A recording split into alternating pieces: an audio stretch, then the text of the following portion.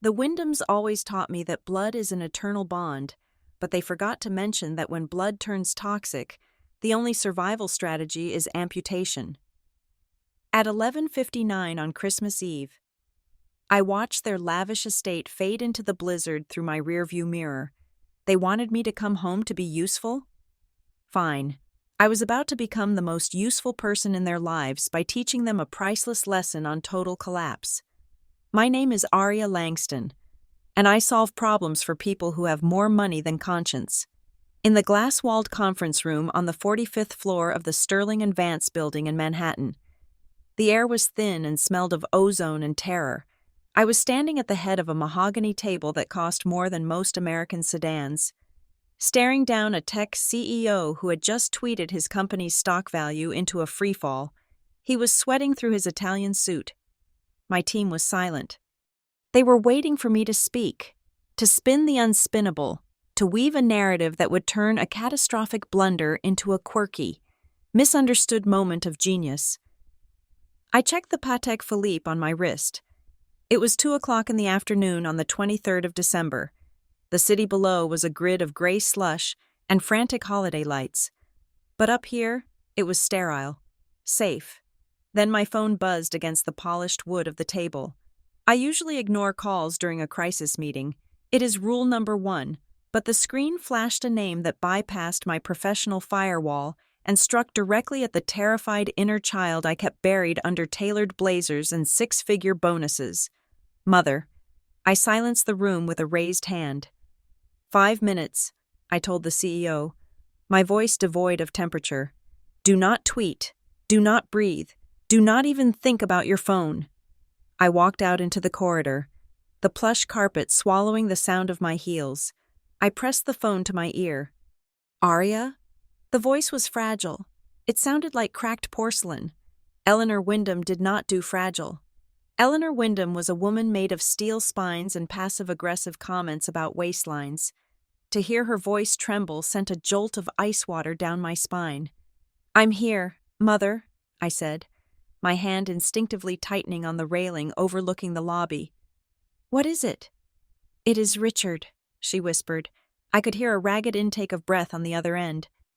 The doctors were here this morning. They say his heart. They say it is failing. Arya, rapidly. Richard, my stepfather, the man who had moved into our lives with the subtlety of a bulldozer when I was 10, bringing with him a loud laugh, a wandering eye, and a talent for making me feel like a permanent houseguest in my own home. I did not love him.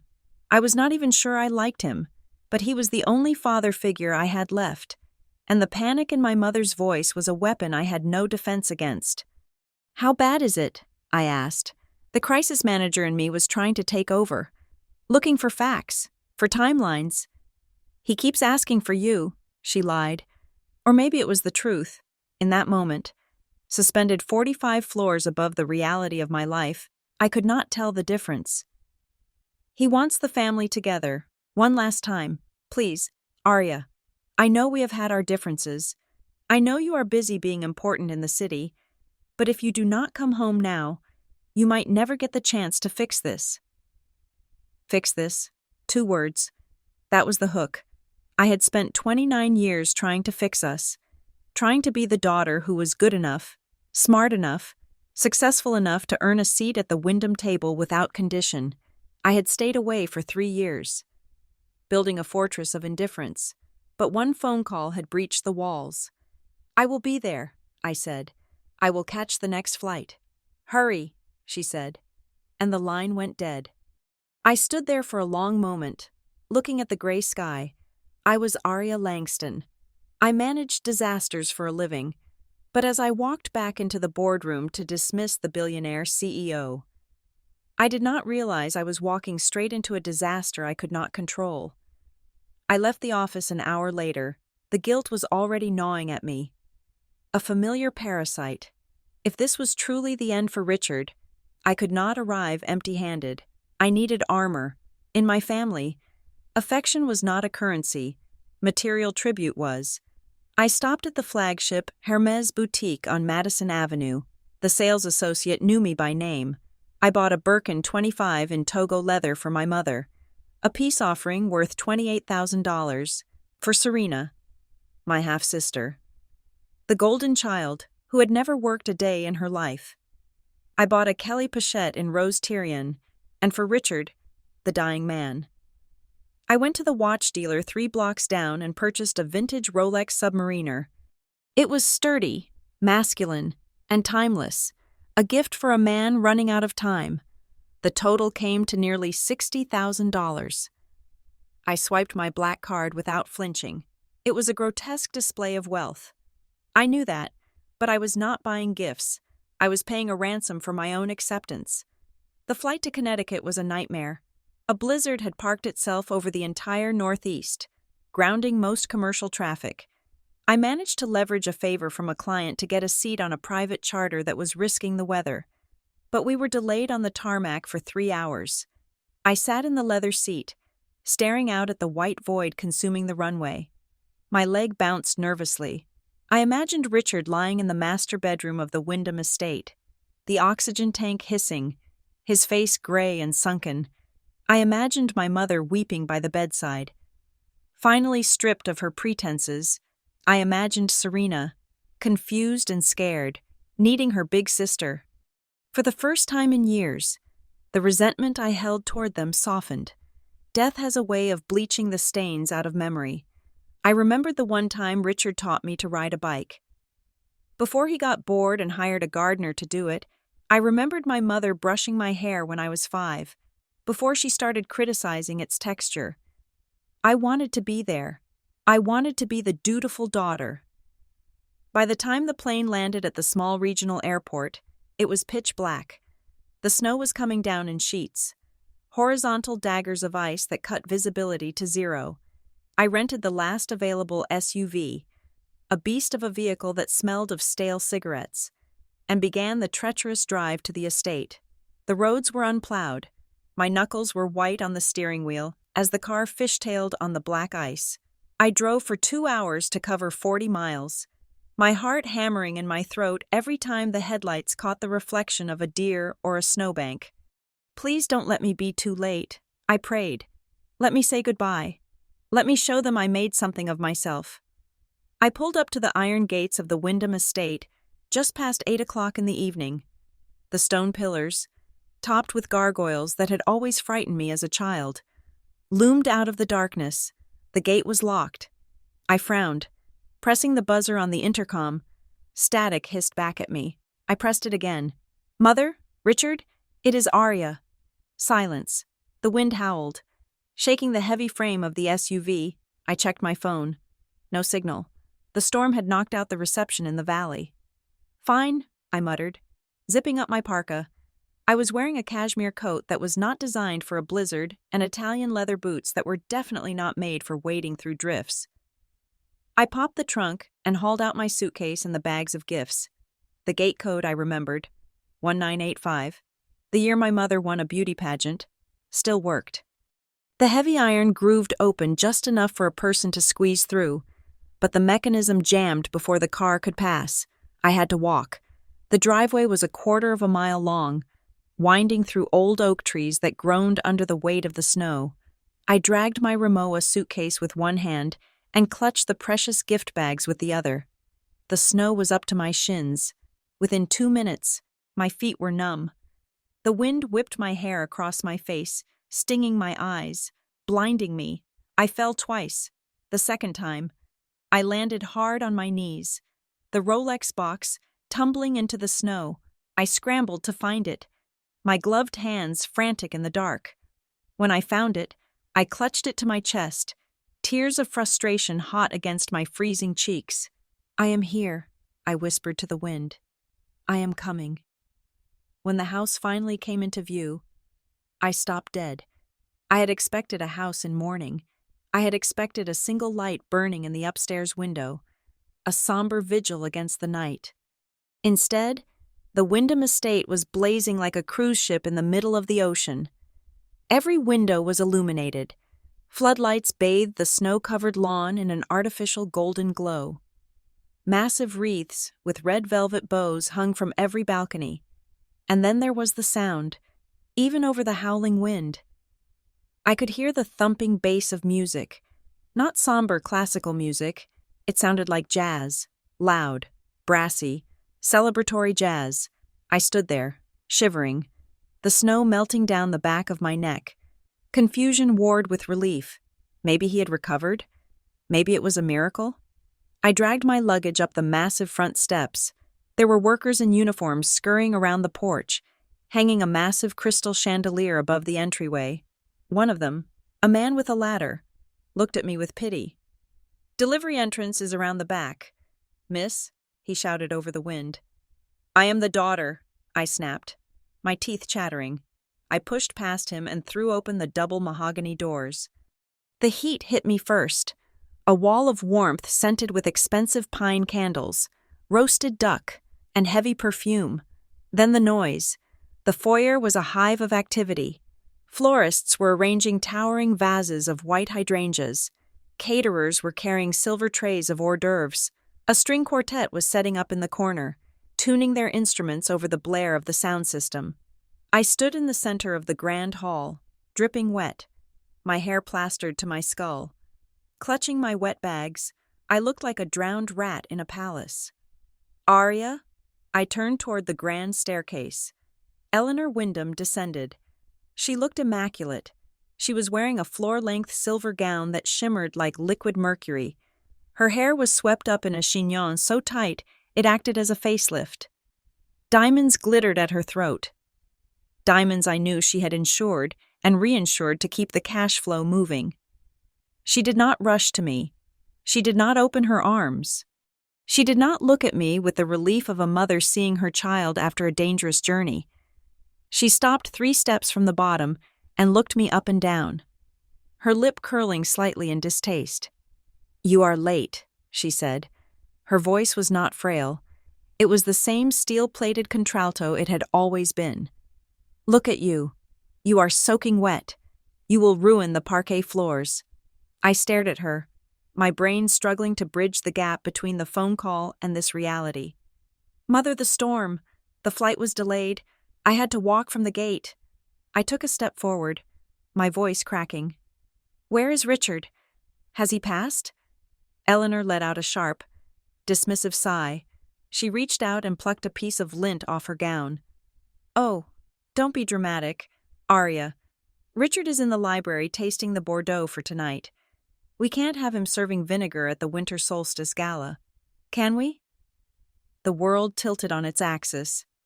"The gala?" I repeated. The words tasted like ash. "But you said he was dying. You said his heart was failing." "It was failing to find a good vintage," a booming voice laughed from the hallway to my left. I turned. Richard walked out of the library. He was wearing a tuxedo with a velvet smoking jacket. His face was flushed, not with death, but with good health and expensive alcohol. He held a crystal goblet of red wine in one hand and a cigar in the other. "There she is," he bellowed, raising his glass toward me. "The prodigal daughter returns, although you look like something the cat dragged in. Darling." He took a sip of wine, smacking his lips. "Excellent legs on this one. The wine. Eleanor, not the girl." He laughed at his own joke, a wet, throaty sound that echoed off the high ceilings. I stood frozen.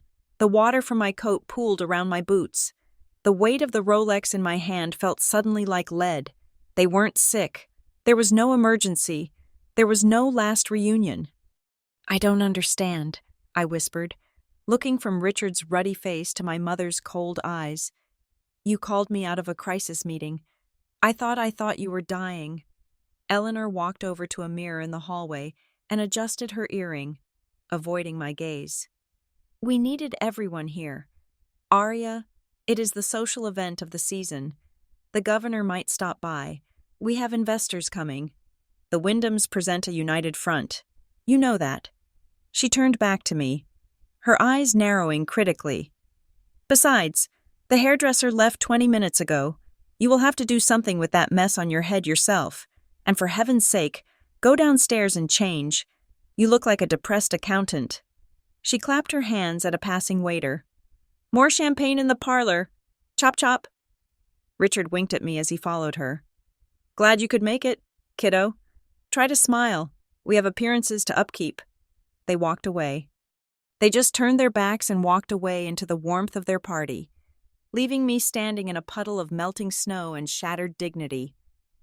I looked down at the bag containing the $60,000 worth of gifts I had rushed to buy. I felt the phantom ache in my knees from crawling through the snow to save a watch for a man who didn't even know the time. The realization hit me harder than the blizzard had. I wasn't a daughter. I wasn't a family member. I was a prop. I was a piece of set dressing. They had ordered express delivery because they needed the family portrait to look convincing for the investors. I closed my eyes and took a deep, shuddering breath. The air in the house was warm, but for the first time in my life, I felt a coldness that went deeper than the bone. It went straight to the soul. "Welcome home, Arya," I whispered to myself. I gripped the handle of my suitcase until my knuckles turned white. I didn't scream. I didn't throw the vase on the table. I just stood there, letting the humiliation harden into something sharp, something useful. I turned and began to drag my suitcase toward the servants' stairs. If they wanted a performance, I would give them one. But the curtain call was going to be completely different from what they imagined. The sun that crawled through the high basement windows on the morning of the 24th of December was gray and uninviting, casting long, prison bar shadows across the concrete floor. I woke up with a stiff neck and a throat that felt like I had swallowed a handful of sand. I was not sleeping in my childhood bedroom, that sanctuary, with its window seat overlooking the elm trees and the walls I had once painted a soft lavender. No longer existed. Upon my arrival the previous night, after the shock of the fake illness had worn off, I had hauled my suitcase upstairs only to find my door locked. When I asked about it, Serena had popped her head out of her room, a sheet mask plastered to her face, and informed me that my room was now her content creation studio.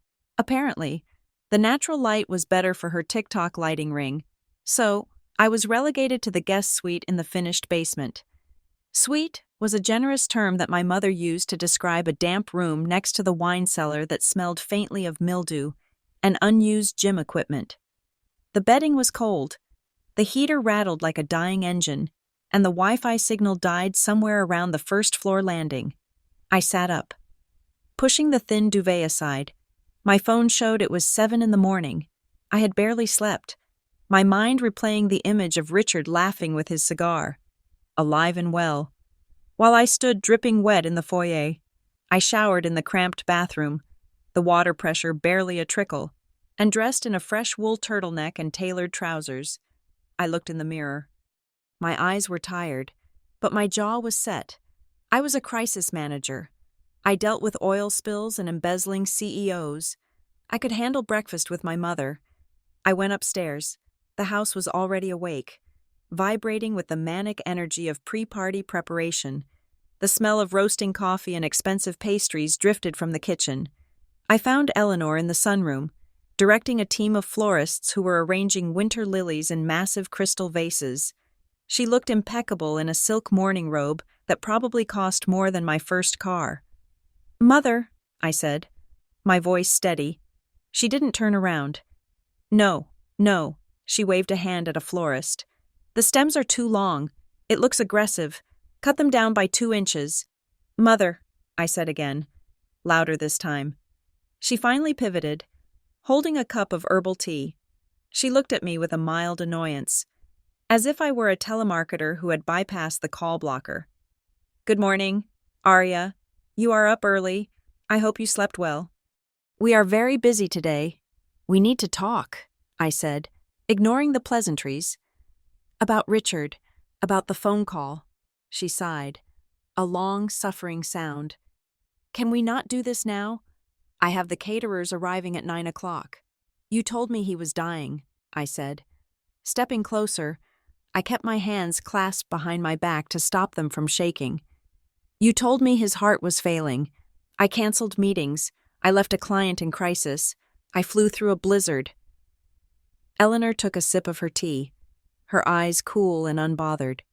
"And you are here. That is the point, isn't it?" "The point is that you lied," I pressed. "You manipulated me." She set the cup down on a glass table with a sharp clink. Oh, stop being so dramatic. Arya, it is always about you, isn't it? Your career, your schedule, your precious time. I am your mother. If I have to embellish the truth to get my daughter to visit for the holidays, that is not a crime. It is a necessity because you are so distant. I am distant because I only wanted you home, she cut me off, her voice dropping to a whisper that was designed to make me feel small. Is that so terrible? Do you have to calculate the ROI on every interaction with your family? You are so cold. Arya, just like your father. She knew exactly where to strike. My biological father had left when I was 4. Being compared to him was the ultimate Wyndham insult. Before I could respond, the kitchen door swung open and Serena breezed in. My half-sister was 22 years old and looked like she had been generated by an algorithm designed to sell lip gloss. She was wearing a matching velvet tracksuit in powder blue and holding a grand iced coffee. Despite the freezing temperature outside, she didn't look at me. She didn't say hello. She walked straight past me as if I were a piece of furniture and dropped a set of car keys onto the table. Mom, the dry cleaner is closing at noon, Serena announced, her voice vocal fried to perfection. I need someone to pick up my emerald gown and tell them if there is a single wrinkle in it. I am suing them for emotional distress. Eleanor smiled at her, the warmth returning to her face instantly. Of course, darling. Are you feeling better? How is the headache? Terrible, Serena pouted, checking her reflection in the glass door. I stayed up all night worrying about the party. Being a hostess is so exhausting. She finally turned to me. Her eyes scanned my outfit, dismissed it, and then she pointed a manicured finger at the keys on the table. Oh, good.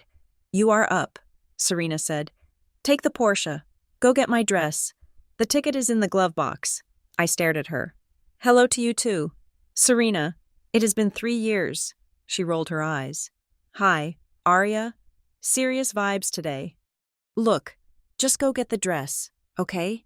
I have to do a get ready with me live stream in an hour and I can't leave the house. No, I said. The room went silent. The florist stopped snipping stems. Excuse me? Serena blinked. I said no, I repeated, my voice calm. I am not your assistant. I just flew in. I am tired. Go get your own dress. Serena's mouth dropped open. She turned to Eleanor, her lower lip trembling. Mom, she is doing it again. She is ruining my energy. Richard walked in at that moment, smelling of aftershave and toast. He saw Serena's distress and immediately glared at me. What is going on here? He demanded. Arya won't pick up my dress, Serena wailed, managing to squeeze out a single, photogenic tear. Richard turned to me, his face reddening. For God's sake, Arya, your sister is going through a hard time. Her divorce is barely 6 months old. She is stressed. You are the oldest. Why do you have to be so selfish? Selfish? I laughed, a short, bitter sound. I just spent... Just go, Richard barked, waving a hand at me. Make yourself useful. We are feeding you, aren't we? The least you can do is run an errand. I looked at the 3 of them, the United Front, the Wyndhams against the world, and I was just the hired help with the wrong last name. Fine, I said softly. I didn't pick up the Porsche keys. I will go out, but I'm taking my rental. I walked out of the room, my heart pounding against my ribs. I didn't go to the dry cleaners. I drove to a coffee shop in town and sat there for 2 hours, staring at the snow, wondering why I hadn't just turned around and driven back to the airport right then. But the old programming was deep. The need to please, the need to prove I was good enough, kept me tethered to that toxic house. When I returned to the estate around 11 o'clock, the chaos had escalated. A catering truck was blocking the driveway. I had to park on the grass.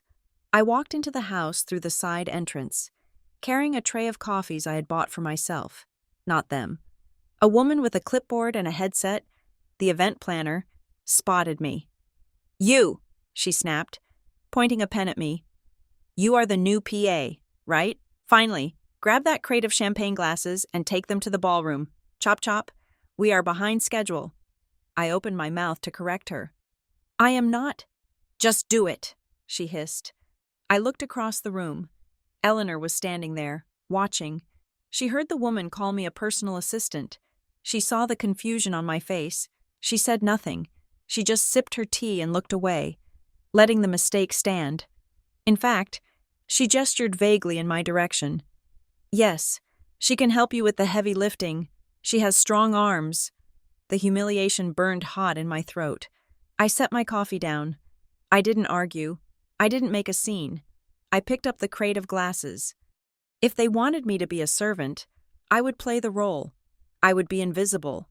And being invisible is the best way to see everything. I spent the next hour moving crates, adjusting chairs, and being barked at by strangers. By 1 o'clock, I was exhausted. I slipped away toward the library, looking for a quiet place to check my work emails. The heavy oak door of the library was slightly ajar. I heard Richard's voice. It wasn't the booming, jovial voice he used in public. It was low, frantic, and laced with fear. I know, but the interest rate is killing me. Marcus, I need more time. I stopped. I pressed my back against the wall, holding my breath. I can't liquidate the portfolio yet, Richard continued. It is all tied up in that crypto venture. Look, the girl is here. Arya, she is here. My name hung in the air like a threat. Yes, Eleanor's voice chimed in. She sounded tense. She arrived last night. We are working on it. She trusts us. We just need her signature on the guarantor forms. Once we have that, the bank will release the bridge loan, and we can pay off the other associates. It has to be tonight. Eleanor, Richard hissed. Those men said if I don't have the collateral by Monday, they are going to break my legs. Or worse. We will get it, Eleanor soothed him. She is desperate for our approval. I will give her a few crumbs of affection at dinner, and she will sign anything I put in front of her. I stood frozen in the hallway. My blood ran cold. This wasn't just about a party. This wasn't just about narcissism. This was a setup. They were in debt. Colossal. Dangerous debt. And I was the exit strategy. I backed away slowly, my mind racing. I needed to get to my laptop. I needed to see what they had prepared for me to sign. But before I could move, a crash echoed from the living room, followed by high-pitched screaming. I ran toward the noise. In the main salon, Serena's 2 children, Leo, who was 8, and Mia, who was 6, were running wild. Leo had just thrown a heavy crystal paperweight across the room. It had smashed into a sprawling vase of white roses, sending water and glass everywhere. Yay! Mia screamed, jumping on the white silk sofa with muddy boots. Serena was sitting in the corner, ring light on, filming herself. She didn't even flinch at the sound of breaking glass. Guys, literally stop, she murmured into her phone, addressing her followers, not her children. Mom life is so chaotic. You guys. Anyway, use code SERENA20 for 20% off this lip kit. Serena, I shouted, stepping over the broken glass. Leo just destroyed the centerpiece. Mia is ruining the couch. Serena looked up, annoyed that I had interrupted her stream. Arya, chill. They are just expressing themselves. Don't be such a Karen. The maids will clean it up. She looked back at her phone. Sorry, guys. My sister is being super toxic right now. I looked at the children. They weren't bad kids. They were feral because they had never been told no in their lives. Leo looked at me, challenging me to stop him. Be careful, I said to him, my voice low. There is glass on the floor. You're not my mom, he yelled, and kicked a shard of glass toward me. I stepped back. I was done parenting other people's children. I was done parenting my parents. The afternoon dragged on. The house filled with more staff. The tension grew thicker. I retreated to the basement and changed for the pre-gala family gift exchange. This was a tradition. We would open presents before the guests arrived. I grabbed the bags I had brought, the Hermes boxes, the Rolex. I felt a sick churn in my stomach. I knew what they were planning now, the debt, the signature, but a small, stupid part of me still hoped that the gifts would change something, that if I gave them enough, they wouldn't need to steal from me. I walked into the drawing room at 4 o'clock. The fire was roaring. They were all there, drinking champagne. "Okay, let's get this over with," Richard said, checking his watch. "The guests start arriving at 8. I stepped forward.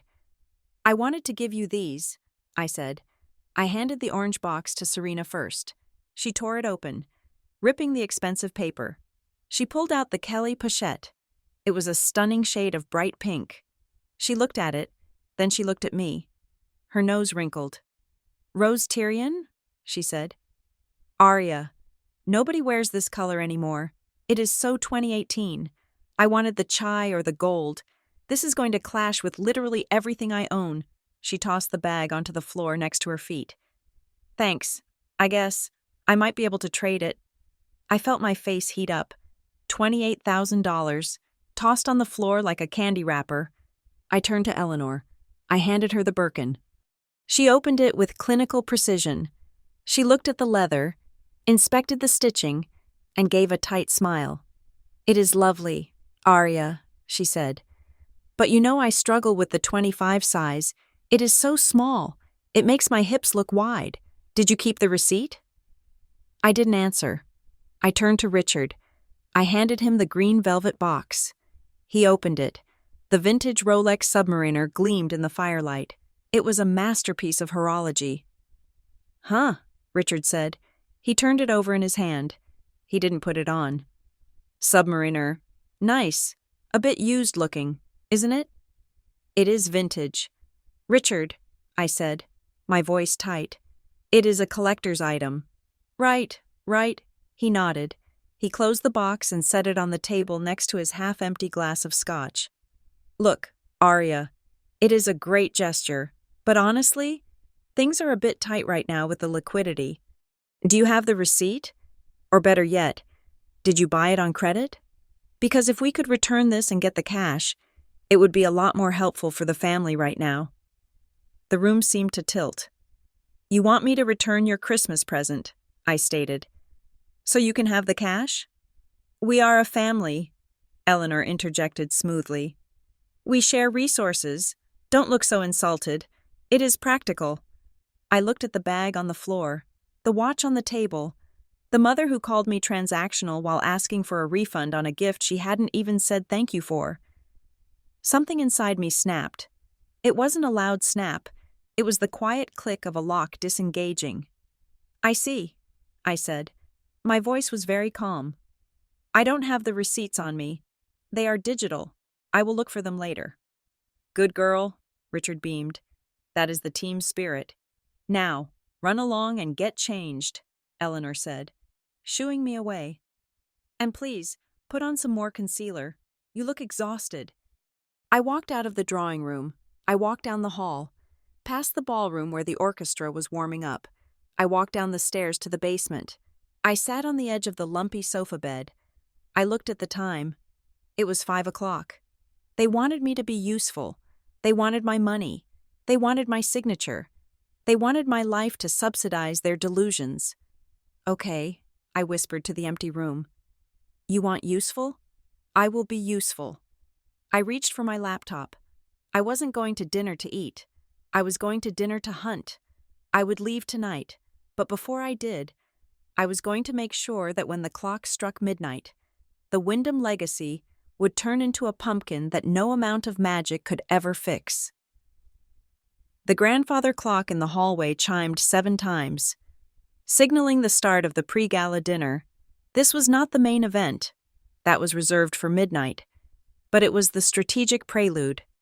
It was an intimate gathering of 12 people, my family, and the 8 high-net-worth individuals Richard was currently trying to charm into funding his non-existent business ventures. I had spent an hour in the damp basement bathroom steaming the wrinkles out of my dress. It was a vintage Saint Laurent silk slip dress in a deep, midnight blue, paired with a sharp black blazer. It was the kind of outfit I would wear to negotiate a merger. Understated, expensive, and armored. I applied a layer of red lipstick, checking my reflection in the spotted mirror. I looked like Arya Langston, the woman who fixed broken companies. I did not look like the daughter who had been asked to return her Christmas gifts for cash.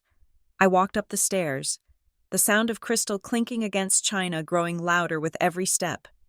The dining room was a masterpiece of staging. The long mahogany table was set with the Wyndham family silver, polished to a mirror shine. Tall taper candles flickered, casting a soft, forgiving light over the aging faces of the guests. Richard stood at the head of the table, his face flushed with scotch and false bonhomie. He was telling a story about a hunting trip he had never taken, gesturing wildly with a fork. Eleanor sat opposite him, playing the role of the gracious matriarch, laughing on cue, her hand resting lightly on the arm of a man I recognized as a venture capitalist from Boston. There was one empty chair left. It was near the foot of the table, but it was a seat. I took a breath, smoothed my blazer, and walked into the room. "Good evening," I said, projecting my voice just enough to be heard over the laughter. The conversation faltered slightly. Heads turned. Richard's smile didn't waver, but his eyes tightened. Eleanor stood up immediately, her movements fluid and quick, intercepting me before I could reach the chair. She hooked her arm through mine, her grip surprisingly painful. "Arya, darling," she cooed, her voice pitched perfectly for the guests to hear. "You look intense, very New York." She steered me away from the table, toward the swinging door that led to the kitchen. "I am going to sit down, Mother," I said, trying to pull my arm back. "The dinner is starting." Eleanor stopped. We were just out of earshot of the guests, but close enough that they could see us whispering. She leaned in, the smell of her Chanel No. 5 perfume suddenly suffocating. "There is no room," she hissed. I looked at the empty chair. "There is a chair right there." "That is for Mr. Henderson's briefcase," Eleanor said, not missing a beat. "He doesn't like to leave it on the floor. Besides, look at the seating chart. You are not on it." I felt the blood drain from my face. "You invited me. You begged me to come home. To see your dying father," she corrected, her eyes hard. "Not to socialize with investors you might scare off with your aggressive energy. And we have a situation. The nannies are gone." I blinked. "Gone? You employ 3 full-time nannies for Serena's children. It is Christmas Eve." "Arya," Eleanor said, as if explaining quantum physics to a toddler. "They have families. We let them go home early. We are benevolent employers. But someone has to watch Leo and Mia. They are in the kitchen." "You want me to babysit?" I asked, my voice rising slightly. "While you eat lobster bisque 10 feet away?" "Lower your voice," she snapped, her fingernails digging into my bicep. "You didn't bring any money to help with the debts. You refused to return the watch. If you cannot contribute financially to this family, the least you can do is contribute labor. Be a sister. Be a daughter. Don't be a guest." She didn't wait for my answer. She pushed the swinging door open and shoved me through it. The transition was jarring. 1 second, I was in a candlelit haven of soft jazz and polite laughter. The next, I was standing under the harsh, humming fluorescent lights of the industrial kitchen, surrounded by the chaotic clatter of the catering staff, and the screaming. Leo and Mia were sitting at a small, battered metal table in the corner, near the garbage disposal. They were still wearing their muddy boots. Leo was holding a bread roll and pounding it onto the table like a hammer, screaming a war cry. Mia was crying because her iPad had died. "Hey," a chef shouted at me, almost dropping a tray of scallops. "Watch where you are standing. Kitchen is for staff only." "I am the family," I said, but the words sounded hollow even to my own ears. I walked over to the metal table, the kids' table. It was set with plastic plates and sippy cups. There was a bowl of cold, congealed mac and cheese sitting in the center.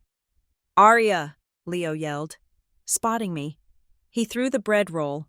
It bounced off my shoulder and landed in a pot of dirty dishwater. Grandma said you were going to be our servant tonight. She said you have to get us ketchup, Mia added, wiping her nose on her sleeve. I sat down on a rickety metal stool. My silk dress brushed against the greasy floor.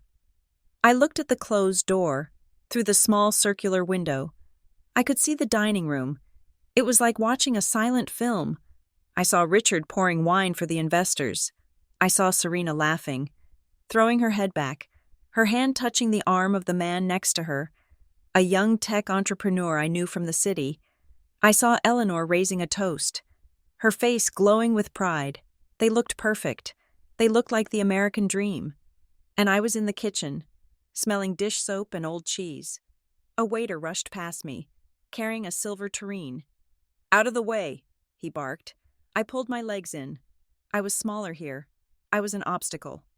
"I want ice cream," Leo screamed, kicking the table leg. The plastic plates rattled. "We have to eat dinner first," I said automatically. The habit of being the responsible one was a reflex I couldn't kill. "Mommy says we can have whatever we want because we are special," Leo retorted. He reached into the bowl of mac and cheese with his bare hand, grabbed a fistful, and flung it at his sister. Mia shrieked. A glob of cheese landed in her hair. She retaliated by throwing her sippy cup. It hit the wall inches from my head, spraying apple juice over my blazer. I didn't move to wipe it off. I just sat there, staring at the juice soaking into the expensive fabric. Inside the dining room, I saw Serena stand up. She was making a speech. I couldn't hear the words, but I knew the cadence. She was gesturing to herself, looking humble yet glamorous. I recognized the man sitting nearest to the door. It was Mr. Sterling, not my boss, but a distant cousin of the partner at my firm. He was old money, real money, the kind of money Richard was desperate to touch. The kitchen door swung open. Mr. Sterling walked in. He looked lost. He was holding an empty wine glass. "Excuse me," he said, his voice polite and confused. "I seem to have taken a wrong turn looking for the restroom." He stopped when he saw me. He took in the scene, the screaming children covered in cheese, the harried chefs, and me, sitting on a stool in a ruined blazer, smelling of apple juice. He didn't recognize me. Why would he?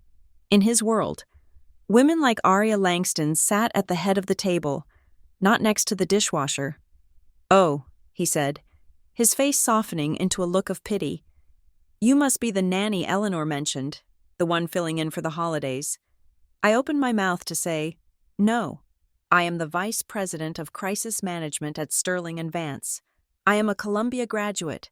I am the daughter." But the words died in my throat. What was the point? If I told him who I was, I would just be the pathetic daughter who was banished to the kitchen. It was more humiliating to be the rejected family member than the hired help. "Yes," I said, my voice flat. "I am watching the children."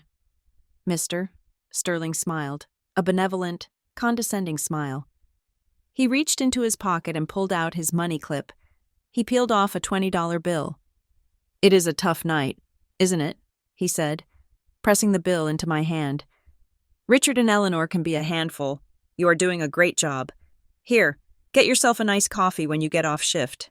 He patted my shoulder, a gesture one gives to a faithful dog, and turned back toward the dining room. "Restroom is the second door on the left in the hall," I said. "Thank you, my dear." The door swung shut behind him. I looked down at my hand. The $20 bill was crisp. It was real. It was the only honest thing anyone had given me since I arrived at this house. Leo was now trying to climb onto the counter to reach the knife block. Mia was crying softly, licking cheese off her arm. I didn't stop them. I smoothed the $20 bill out on the metal table. I stared at Andrew Jackson's face, the humiliation that had been burning in my chest. Hot and chaotic, suddenly cooled. It crystallized. It turned into something hard and sharp, like a diamond or a weapon. I wasn't the daughter anymore. The daughter was dead. She had died the moment Eleanor pushed her through that swinging door. I was the crisis manager, and I was looking at a situation that required a total restructuring. I looked up at the circular window again. I stopped seeing my family.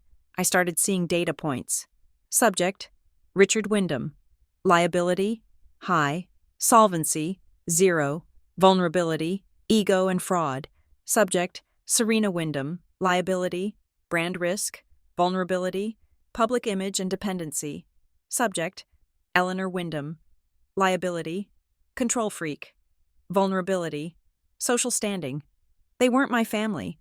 They were a failing corporation that was hemorrhaging assets and lying to shareholders.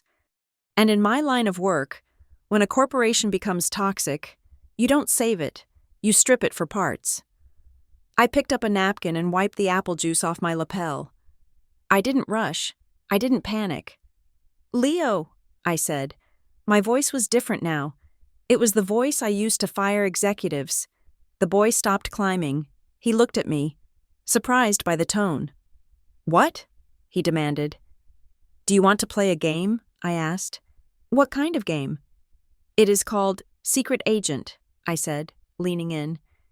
"But you have to be quiet. If you are quiet, I will let you have the iPad back." Leo dropped to the floor. "I want the iPad." "Go sit down," I ordered. He sat. I looked at the clock on the wall. It was 9:30.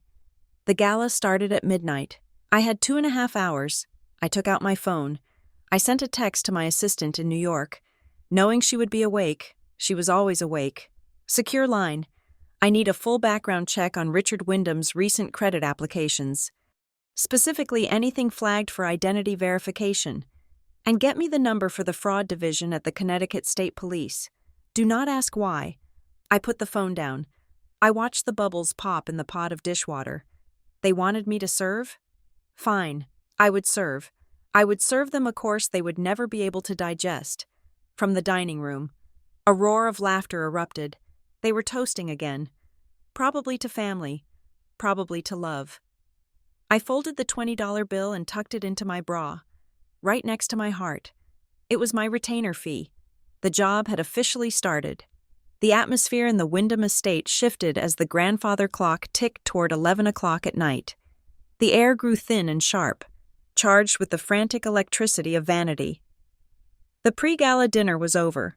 The investors had been ushered into the smoking room for brandy and cigars, leaving the family a 1-hour window to transform from casual dinner hosts into the royalty of Connecticut society. I had been released from my confinement in the kitchen only because the caterers needed the space to plate the midnight hors d'oeuvres. I stood in the hallway outside the master suite, leaning against the wainscoting, listening to the sounds of a family unraveling. It was not a happy sound. It was the sound of zippers straining, hairspray hissing, and accusations flying. From inside the master bedroom, a scream shattered the tension. It was a high, jagged sound that could only belong to Serena. "No, no, no, no, my life is over." The door flew open. Eleanor rushed out, her face a mask of terror that had nothing to do with health and everything to do with appearances. Richard followed, looking annoyed, holding his cummerbund. "What is it now?" Richard barked. "The governor will be here in 45 minutes. Serena." I followed them back into the room. I should have walked away. I should have gone to the basement and packed my bags right then. But the morbid curiosity of a crash investigator pulled me in. I needed to see the damage. Serena was standing in the center of the room, wearing, or attempting to wear, a custom-made emerald silk gown. It was tight, anatomically impossible tight, and there, running from the base of her spine to the middle of her thigh, was a jagged tear. She had stepped on the hem while trying to force the zipper, and the delicate silk had surrendered. "Look at it!" Serena shrieked, her face blotchy with panic. "I can't wear this. I have nothing else. The theme is Emerald Winter. I can't wear red. I will look like a mall Santa." She threw herself onto the chaise lounge, sobbing with the dramatic flair of a silent film star. "Cancel the party. Just burn the house down. I am not going downstairs." Eleanor was vibrating with stress. She grabbed the fabric, her fingers trembling. "Stop crying. You will ruin your makeup. We can fix this. We just need a pin. Or tape." "You can't tape silk, Mother," Serena yelled. "I need a seamstress. Call Madame Beauchamp." "It is Christmas Eve," You idiot, Richard snapped. Madame Beauchamp is probably drunk on eggnog by now. Wear the blue dress. I hate the blue dress. The room descended into a cacophony of shouting. Richard was checking his watch every 10 seconds. Serena was hyperventilating. Eleanor was frantically digging through a sewing kit that looked like it hadn't been opened since the 1990s. I stood by the door, silent. I was the only person in the room with a pulse under 100. I looked at the dress. It was a clean tear along the seam. A simple whip stitch would fix it in 10 minutes. I knew this because I had spent 4 years in college sewing my own clothes to save money while Serena bought designer gowns with the allowance I sent home. Eleanor looked up. Her eyes landed on me. For a second, I saw a flicker of recognition. She remembered that I was good with my hands. She remembered that I was the one who fixed things. "Arya," she said. She didn't ask. She commanded. She pointed at the sewing kit on the vanity. "Don't just stand there like a statue. Fix your sister's dress." I looked at her. "I am not a seamstress, Mother." "You know how to sew," she snapped, wiping sweat from her upper lip. "You used to make all those awful little costumes for school. Stitch it up, quickly. We have guests arriving." I didn't move. Serena has a closet full of clothes. She can change. Eleanor crossed the room in 2 strides. She grabbed my arm, her fingers digging into the flesh through my blazer. Her face was inches from mine. I could see the cracks in her foundation, the desperation in her eyes. "Listen to me," she hissed, her voice low and venomous. "I am sick of your attitude. You come here, you drag your feet, you act like you are better than us. We are in a crisis. Your sister is falling apart. For once in your life, Arya, put aside your ego and be useful." Be useful. The words hung in the air, vibrating like the aftermath of a gunshot. Time seemed to slow down. The room went silent, the sobbing and the shouting fading into a dull roar in the background. Be useful. It wasn't just a command. It was a summary. It was the epitaph of my entire relationship with these people. I saw my life flash before my eyes, not as a film, but as a ledger of transactions. I saw myself at 10 years old, scrubbing the mud off Richard's golf shoes because he said good daughters made themselves useful. I saw myself at 16, doing Serena's history homework every night so she could sleep, because Eleanor said I needed to be useful to her future. I saw myself at 22, handing over my entire signing bonus from my first job to pay off a misunderstanding Richard had with the IRS. Be useful. Arya, we are family. I saw myself at 29, flying through a blizzard, crawling through snow, sitting in a kitchen with garbage, all because I wanted to be useful. They didn't love me. They didn't even like me. To them, I was not a person. I was a utility. I was a Swiss Army knife they kept in a drawer and only took out when something was broken.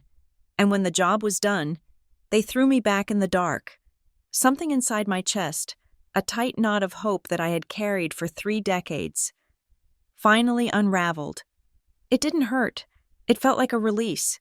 It felt like dropping a heavy stone I had been carrying up a mountain. The heat of anger that had been simmering all day vanished, replaced by a cold, crystalline clarity. I looked at Eleanor. I looked at her terrified, selfish eyes. I smiled. It wasn't a nice smile. It didn't reach my eyes. It was the smile a shark gives before it breaches the water. "You are right, Mother," I said.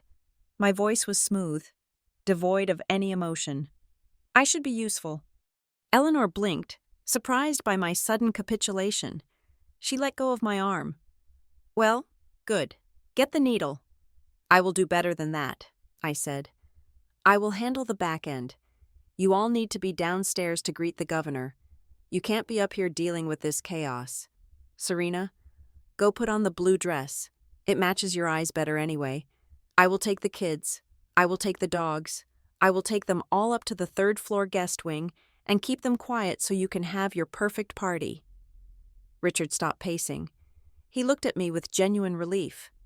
"You would do that? Keep those brats away from the investors?" "Absolutely," I said. "I will lock us in the East Wing. You won't hear a peep. I will make sure everything is under control. See? Eleanor smoothed her dress, her composure returning instantly. I knew you could be a team player, Arya. Thank you. She walked over to the safe in the corner of the room. She spun the dial, a combination I noted was still her birthday, and pulled out a thick manila envelope. She walked back to me and pressed it into my hands. It was heavy. Since you are going to be upstairs watching the children, she said, her voice dripping with fake casualness, you can look this over. It is just some paperwork for your grandmother's trust. The market is so volatile right now. Richard and I thought it would be best if we moved the assets into a more stable fund managed by his firm. We just need your authorization. It is for your own good. Darling, you are too busy to manage money. I looked down at the folder. The transfer of trusteeship, I knew exactly what it was. It wasn't for my good. It was the final harvest. They were going to strip me of the legacy my grandmother had left me, the only financial independence I had, to plug the holes in their sinking ship. Of course, I said, clutching the folder to my chest. I will read every word. I will make sure it is signed exactly how it needs to be signed. Excellent, Richard said, clapping his hands. Serena, move it. Blue dress. Arya, take the dogs. Let's go. People, it is showtime. The room exploded into motion again. Serena ran to her closet. Richard poured himself another drink. Eleanor began applying a fresh layer of lipstick. I turned and walked out. I went to the kitchen first. I found the 2 nannies who had been let go, but were actually just hiding in the pantry because Eleanor hadn't paid them for the last month. Go home, I told them, handing them $200 from my own wallet. I have this. They looked at me like I was a saint and fled out the back door. I rounded up Leo and Mia. They were exhausted, sugar crashing hard on the kitchen floor. I woke them up gently. Come on, I said. We are going to the secret base on the 3rd floor. I have the iPad charger. They followed me like zombies. I whistled for the dogs. 2 massive, poorly trained Great Danes named Duke and Duchess. They came bounding over, their claws clicking on the marble. Upstairs, I commanded. We formed a strange procession. The unwanted daughter, the neglected grandchildren, and the unruly beasts, ascending the grand staircase while the staff below lit the candles for the gala. We reached the 3rd floor. This was the old servants' wing, now converted into storage and guest rooms that were rarely used. It was cold up here, and quiet. I ushered the children into the largest bedroom. I plugged in the iPad. I put on a movie. Within 5 minutes, they were asleep, curled up together on the duvet. The dogs circled twice and collapsed on the rug. Snoring instantly, I stepped out into the hallway and walked to the study at the end of the hall. This was the room I needed. It was where the house's main server and the old desktop computer Richard used for his business were located. I entered the room. I closed the heavy oak door. I turned the lock. Click. That sound was the most satisfying thing I had heard all day. I was alone. Below me, 2 floors down, the music was starting. I could hear the muffled thump of the bass and the murmur of arriving guests. They were down there, smiling, clinking glasses, playing the part of the perfect family. They thought I was up here knitting, or sleeping, or crying. They thought I was being useful, in the way a hammer is useful, a dumb tool to be used and put away. I walked over to the mahogany desk. I placed the thick manila envelope in the center of the green leather blotter. I opened my laptop bag. I took out my MacBook Pro, my encrypted hard drive, and my portable Wi-Fi hotspot, bypassing their insecure home network entirely. I sat down. I opened the laptop. The screen glowed, illuminating my face in the dark room. I wasn't Arya the daughter anymore. I wasn't Arya the sister. I was the cleaner. I was the auditor. I was the executioner. I reached for the manila envelope and flipped it open. The papers spilled out. Let's see what you are trying to steal. Richard, I whispered to the empty room. I cracked my knuckles. I pulled up my forensic accounting software and the background check database I used for hostile takeovers. You wanted me to be useful, I said, my fingers hovering over the keyboard. I am going to be the most useful person you have ever met. I am going to help you lose everything." I hit enter. The hunt began. The heavy oak door of the third-floor study was locked, but the silence inside was louder than the music vibrating through the floorboards beneath my feet. I sat at the mahogany desk, the only source of light coming from the glow of my laptop screen and the single, green banker's lamp I had switched on. To the untrained eye, the documents Eleanor had handed me looked like standard legal boilerplate. The font was Times New Roman, 12-point. The margins were correct. The headers, Wyndham Family Trust Management Authorization, looked official. It was designed to look boring. It was designed to make your eyes glaze over so you would skip to the signature line on the last page. But I do not glaze over. I read the fine print for a living. I find the trapdoors in contracts that destroy companies. I picked up my reading glasses, put them on, and began the autopsy. I ignored the first 3 pages. They were fluff, flowery language about familial duty and asset protection. I flipped to page 4, paragraph 7, subsection C. My finger traced the line. The grantor hereby irrevocably assigns all present and future interest in the Langston Maternal Trust, including but not limited to principal, accrued interest, and real estate holdings, to the trustee, Richard Wyndham, for the purpose of unrestricted investment leverage. I stopped. I reread it. Unrestricted investment leverage, in legal terms, that is a blank check. It wasn't an authorization for them to manage my money. It was a deed of gift. If I signed this, I wasn't just letting them invest my grandmother's legacy. I was legally handing ownership of it to Richard. He could take every cent of the $2 million my grandmother had left me, money I had never touched, money meant for my future children, and gamble it away on a single hand of poker or a fraudulent crypto scheme. "Nice try, Richard," I whispered, my voice flat. But I kept reading. It got worse. On page 12, hidden beneath a dense paragraph about tax liability, there was a clause regarding assumption of existing liabilities. The grantor agrees to assume joint and several liability for any and all outstanding obligations attached to the Wyndham estate properties and associated holding companies. My stomach dropped. They weren't just trying to steal my assets. They were trying to anchor me to their sinking ship. If I signed this, I would instantly become responsible for their debts, whatever hole they had dug. They wanted to throw me into it to form the foundation for their escape. I pushed the papers aside and opened a new tab on my laptop. I needed to know how deep the hole was. I logged into my professional database, a subscription service used by private investigators and corporate auditors. I typed in Richard Wyndham.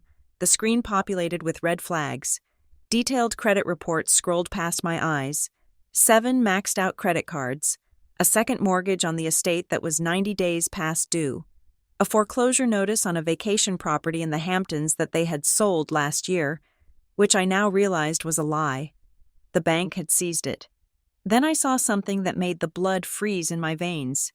There were 3 active high-interest loans, predatory loans, the kind you get from storefronts with neon signs or men who break kneecaps, taken out in the last 6 months. The name on the loans was not Richard Wyndham. The name was Aria Langston. I stared at the screen, my breath catching in my throat. I clicked on the details. The social security number associated with the loans was mine, not the one I use now. I had flagged my credit years ago due to a data breach at a retailer, but an old file, one from when I was 18, before I locked down my financial identity. Richard had used my old data. He had committed identity theft against his own stepdaughter. He had taken out nearly $150,000 in my name, likely forging my signature, and the payments were already delinquent. I wasn't just a guest at this party. I was the victim of a crime in progress. My hands shook, just once, a spasm of pure, white-hot rage. I clenched my fists until the knuckles turned white, forcing the tremor to stop. Emotion was a liability. Evidence was an asset. I reached for the folder again. I shook it upside down. A few loose sheets of paper fluttered out from the back pocket. I picked them up. They were practice sheets. Dozens of attempts at signing my name. Arya Langston, Arya Langston, Arya Langston. Some were shaky, some were getting better. The last few, at the bottom of the page, were nearly identical to my actual signature. They had been planning this for weeks. The phone call about the heart condition, the guilt trip, the be useful speech. It was all a meticulously choreographed play to get me in the room. If I didn't sign the papers tonight, they were going to forge my signature tomorrow. They just needed me physically present in the state to make the notarization look plausible. "You create the crisis," I murmured, quoting the first rule of my profession. "Or you control the crisis." I turned to my laptop. I opened the terminal application. 3 years ago, during my last visit, I had installed the smart security system for the estate. Richard had complained about the cost, but I had insisted, paying for it myself because I worried about my mother's safety. I typed in the IP address of the main server. Username, admin. Password. I paused. I had told Richard to change the password immediately after I installed it. I had written it down on a sticky note. Change me 123. I typed in, change me 123. Access granted. "You lazy, arrogant fool," I hissed. The screen filled with a grid of live camera feeds. The house was wired. High-definition video and audio from the ballroom, the library, the foyer, and the exterior gates. I clicked on the feed for the library. The room was filled with smoke and men in tuxedos. I saw Richard. He was standing by the fireplace, holding a tumbler of amber liquid. He was talking to Mr. Sterling and 2 other men I recognized as managing partners at a rival investment firm. I put on my noise-canceling headphones and turned up the audio gain. Richard's voice came through, crisp and clear, cutting through the background jazz. "Absolutely, gentlemen. The liquidity issue is purely temporary, a timing mismatch. Nothing more." Richard took a sip of his drink, his other hand patting Mr. Sterling on the back. "In fact, my daughter, Arya, you know her, Sterling and Vance. She is joining the family board as a silent partner effective tomorrow. She is injecting a significant amount of capital from her trust to expand our portfolio. She believes in the vision." "Is that so?" one of the partners asked, looking impressed. "Arya Langston is sharp, if she is backing you." "Richard, that changes the risk profile considerably." "Sharp as a tack," Richard lied, grinning. "She is downstairs right now, charming the governor. She is fully committed. The papers are on my desk. We are just waiting for the notary." I sat back in my chair, the headphones pressing against my ears. He was selling my reputation. He was using my name, my career, my hard-earned credibility in New York to defraud these men. He was running a Ponzi scheme, and I was the new bait. If this went through, if he took their money based on my name and then defaulted, my career would be over. I would be disbarred from the Crisis Management Association. I would be investigated by the SEC. I would be ruined. I took a deep breath. The last vestige of the daughter who wanted to be loved evaporated. The woman sitting in the chair was pure steel. I picked up my phone. I dialed a number that I had programmed for in case of emergency. It rang once. "Go for Sarah." A sharp, efficient voice answered. Sarah was my executive assistant in New York. She never slept. She was the most terrifyingly competent person I knew. Second only to myself. "Code red," I said. "Authorization Alpha 9 Zulu." There was a pause on the line. The sound of typing exploded in the background. "Confirmed, Arya," Sarah said, her voice shifting instantly to combat mode. "What is the target?" "Myself," I said. "I need you to initiate a total credit freeze on all 3 bureaus immediately. Place a fraud alert on my Social Security number. Flag any activity in the last 6 months as identity theft. And Sarah, I need you to contact the fraud division of the bank holding the Langston Trust. Tell them an unauthorized transfer attempt is imminent under duress or forgery. Lock the account. No money moves unless I walk into the branch in Manhattan with a biometric scan." "On it," Sarah said. "Do you need legal?" "Not yet," I said. "But have the draft for a cease and desist ready.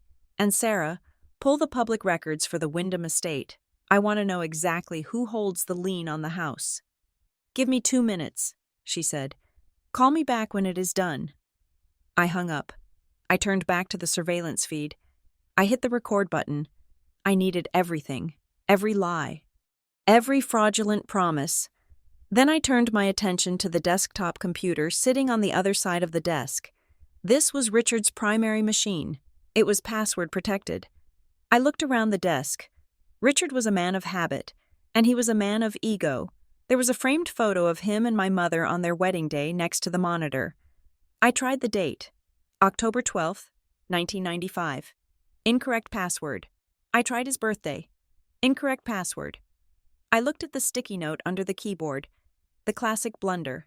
It had a list of numbers. PIN 8888. Safe 1124. I tried the safe combination.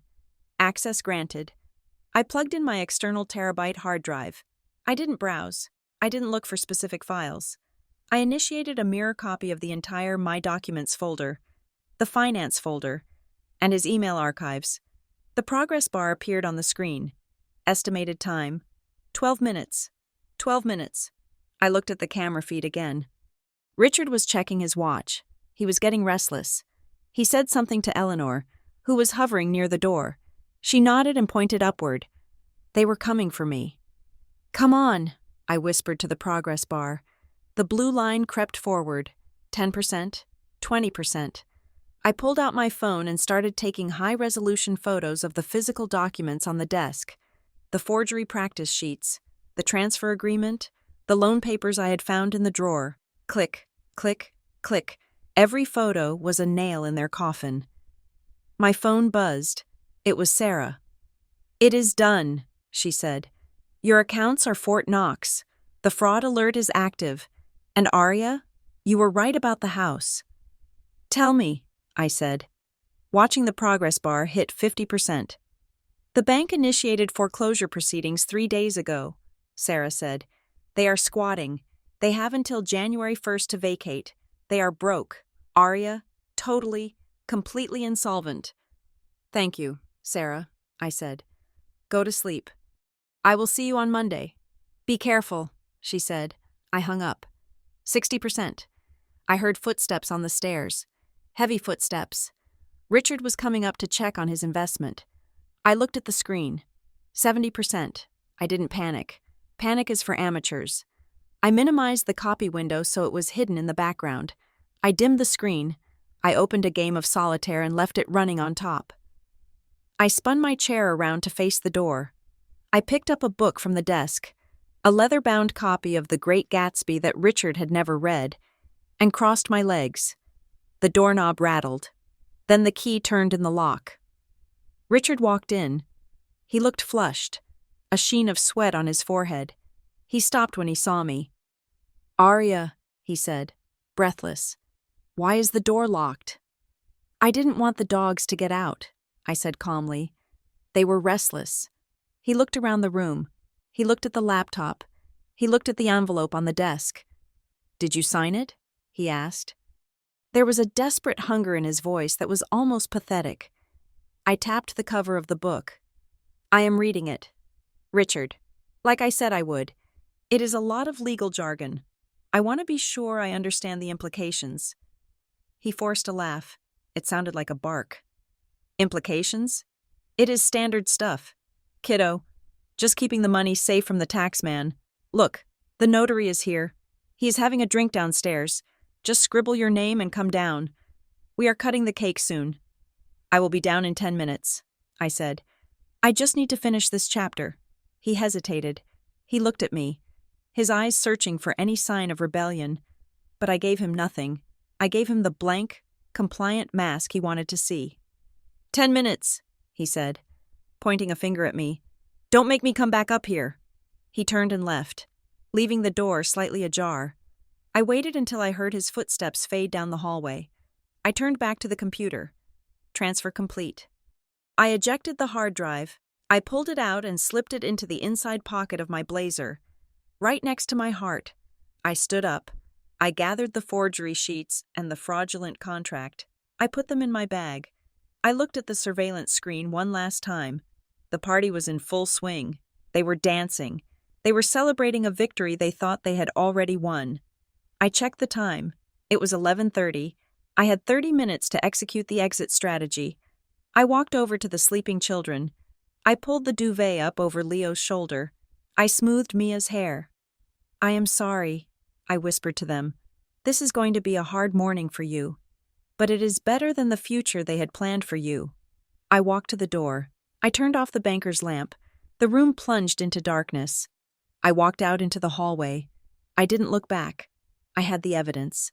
I had the protection. And now, I had the timing. The bait had been taken. The trap was set. And at midnight, I was going to snap it shut. The digital clock on the corner of my laptop screen flickered to 10 o'clock. Downstairs, the winter solstice gala was reaching its crescendo. The floorboards beneath my feet vibrated with the heavy thrum of the bass, a rhythmic heartbeat of a beast that was slowly consuming itself. I could hear the muffled roar of laughter, the clinking of high-end crystal, and the performative joy of a family that was technically bankrupt. I was not celebrating. I was orchestrating a ghost protocol. In the silence of the third-floor study, I picked up my burner phone, a prepaid device I kept for sensitive client negotiations. I dialed a number that did not appear in any public directory. "Dispatch," a voice answered on the first ring. No pleasantries, no names. "This is client Alpha 40, I said, keeping my voice low and level. "I need a black car extraction. Priority 1. "Location?" "The Wyndham Estate, Connecticut. Rear service entrance. The road is unplowed, so send a Suburban or a G-Wagon with chains. Time? 12 midnight, sharp," I said. "I will be on the curb. If I am not there by 12:05, execute the contingency protocol and contact local law enforcement." "Copy that. Drivers en route. ETA 1 hour and 45 minutes. I hung up. Step 1 was complete. I had a getaway vehicle. Next, I dialed the number for Titan Security, the private firm my company used to protect high-profile whistleblowers. "I need a perimeter team," I told the night supervisor. "Tomorrow morning at 8 o'clock. The Wyndham Estate. I have reason to believe there will be a volatile domestic situation involving creditors and potential media harassment. I am authorizing a full asset protection detail for 2 minors located on the premises." I gave them my credit card number, my personal one, the one Richard couldn't touch. "Bill me for 24 hours. Your job is to ensure the children are not collateral damage when the house of cards falls. We will have boots on the ground at 0800, the supervisor confirmed. I ended the call. Step 2 was complete. The innocent were protected. Now for the human element. I slipped out of the study, locking the door behind me. The hallway was empty. The air was cold. But I didn't feel it. I moved with the silence of a ghost, avoiding the creaky floorboards I had memorized as a child. I went down the back staircase, bypassing the kitchen where the catering staff was busy plating the midnight feast. I slipped out the side door into the biting wind of the blizzard. The snow was thigh-deep. I trudged through the drifts toward the old carriage house at the edge of the property. My mother called it the staff annex. In reality, it was a glorified shed with a space heater. I knocked on the peeling paint of the door. "Who is it?" a fearful voice called out. "It is Arya. Mrs. Higgins, open up." The door cracked open. Mrs. Higgins, the 70-year-old nanny who had raised me, and who was now being paid under the table to raise Serena's children, peered out. She was wrapped in 3 blankets. "Miss Arya?" she gasped, pulling me inside. "What are you doing out here? You will freeze to death in that blazer." The room was freezing. Eleanor had likely restricted the heating oil to save money for the champagne tower. I didn't waste time on pleasantries. I reached into my purse and pulled out a stack of cash. 10 $100 bills.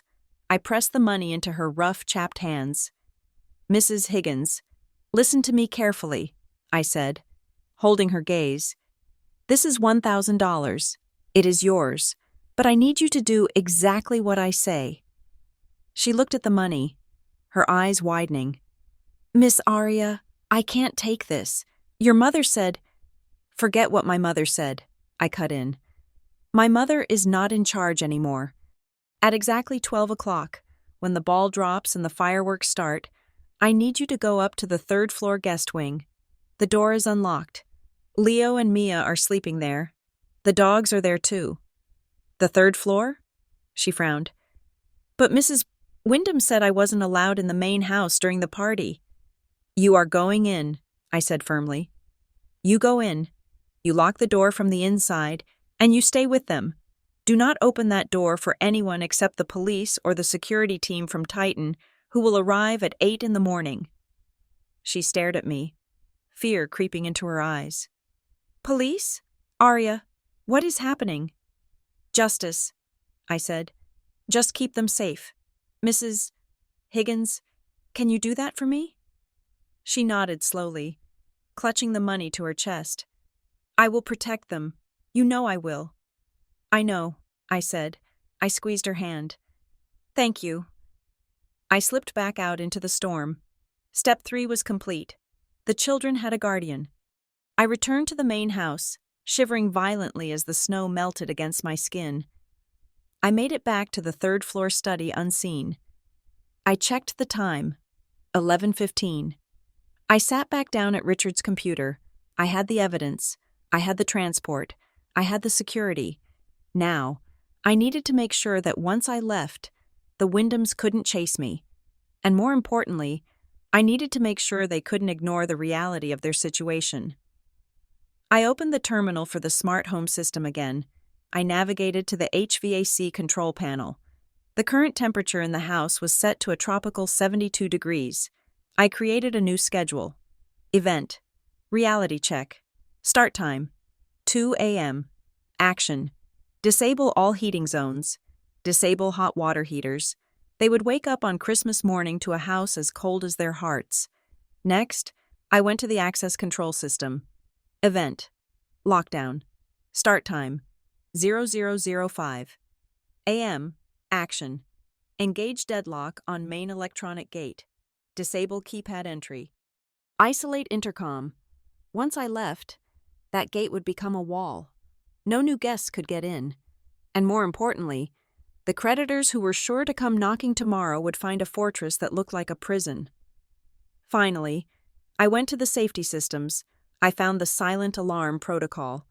Usually, this was reserved for break-ins, alerting the private security company and the local police without triggering the sirens.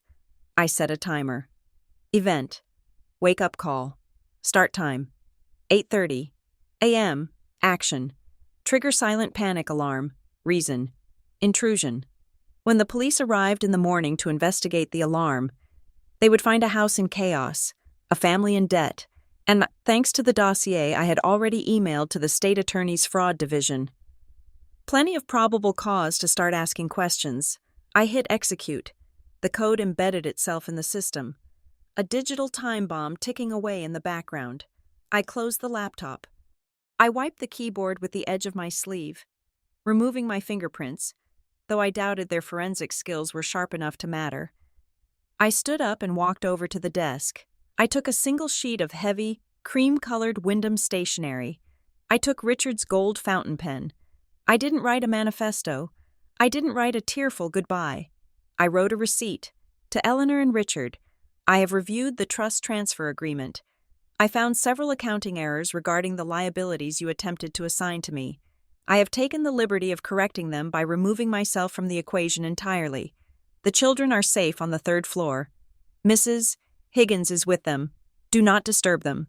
Regarding the loans taken out in my name, I have filed a formal affidavit of identity theft with the FBI and the credit bureaus. The funds you accessed are now frozen pending criminal investigation. You asked me to be useful. I hope this lesson in consequences proves to be the most useful gift I have ever given you. Merry Christmas. Arya. I placed the letter squarely in the center of the desk, right next to the unsigned contract and the empty space where the incriminating hard drive used to be. I went to the corner of the room where my small carry-on suitcase sat. I opened it. I took out the dress I had planned to wear, a modest black velvet gown. I threw it on the floor. I didn't need it. I packed my laptop. I packed the hard drive. I packed my passport and my wallet. I packed the framed photo of my grandmother I had brought with me, the only person in this bloodline who had ever loved me. I zipped the bag shut. It was light. Freedom is always lighter than burden. My phone buzzed in my pocket. I pulled it out. It was 11:30. A text from Eleanor. Mother said, "Have you signed it yet? Come down and greet the guests. Don't embarrass me. The governor is asking for you." I looked at the screen. I could hear her voice in my head. Shrill. Demanding. Utterly oblivious to the cliff edge she was standing on. I typed my reply. My thumb hovered over the send button. Arya said, "Almost done. A big surprise for you." I hit send. I checked my reflection in the dark window. The woman staring back at me was wearing a sharp business suit. Her hair pulled back in a severe bun. She looked like a CEO. She looked like a predator. I grabbed the handle of my suitcase. I walked to the door of the study and unlocked it. The hallway was empty. The music from below was a thumping. Chaotic mess now, a mix of holiday jingles and techno that sounded desperate. I walked toward the grand staircase. It was 11:55. It was time to make an entrance and an exit. At 11:55 at night, the grand staircase of the Wyndham estate became a theater stage, and I made my entrance. The ballroom below was a sea of emerald green and gold, a pulsating mass of velvet, silk, and desperate ambition. The air was thick with the scent of expensive perfume, roast duck, and the distinctive metallic tang of money being burned. The jazz band was playing a frenetic, brassy rendition of Jingle Bells, and the laughter of the guests, investors, politicians, and social climbers, rose to the ceiling like smoke. I stood at the top of the stairs. I was not wearing the modest black velvet gown I had packed for the occasion. I was not wearing the silk slip dress I had been banished to the kitchen in. I was wearing my armor. It was a charcoal gray Italian wool suit, tailored to within a millimeter of perfection. My shirt was crisp white, buttoned to the collar.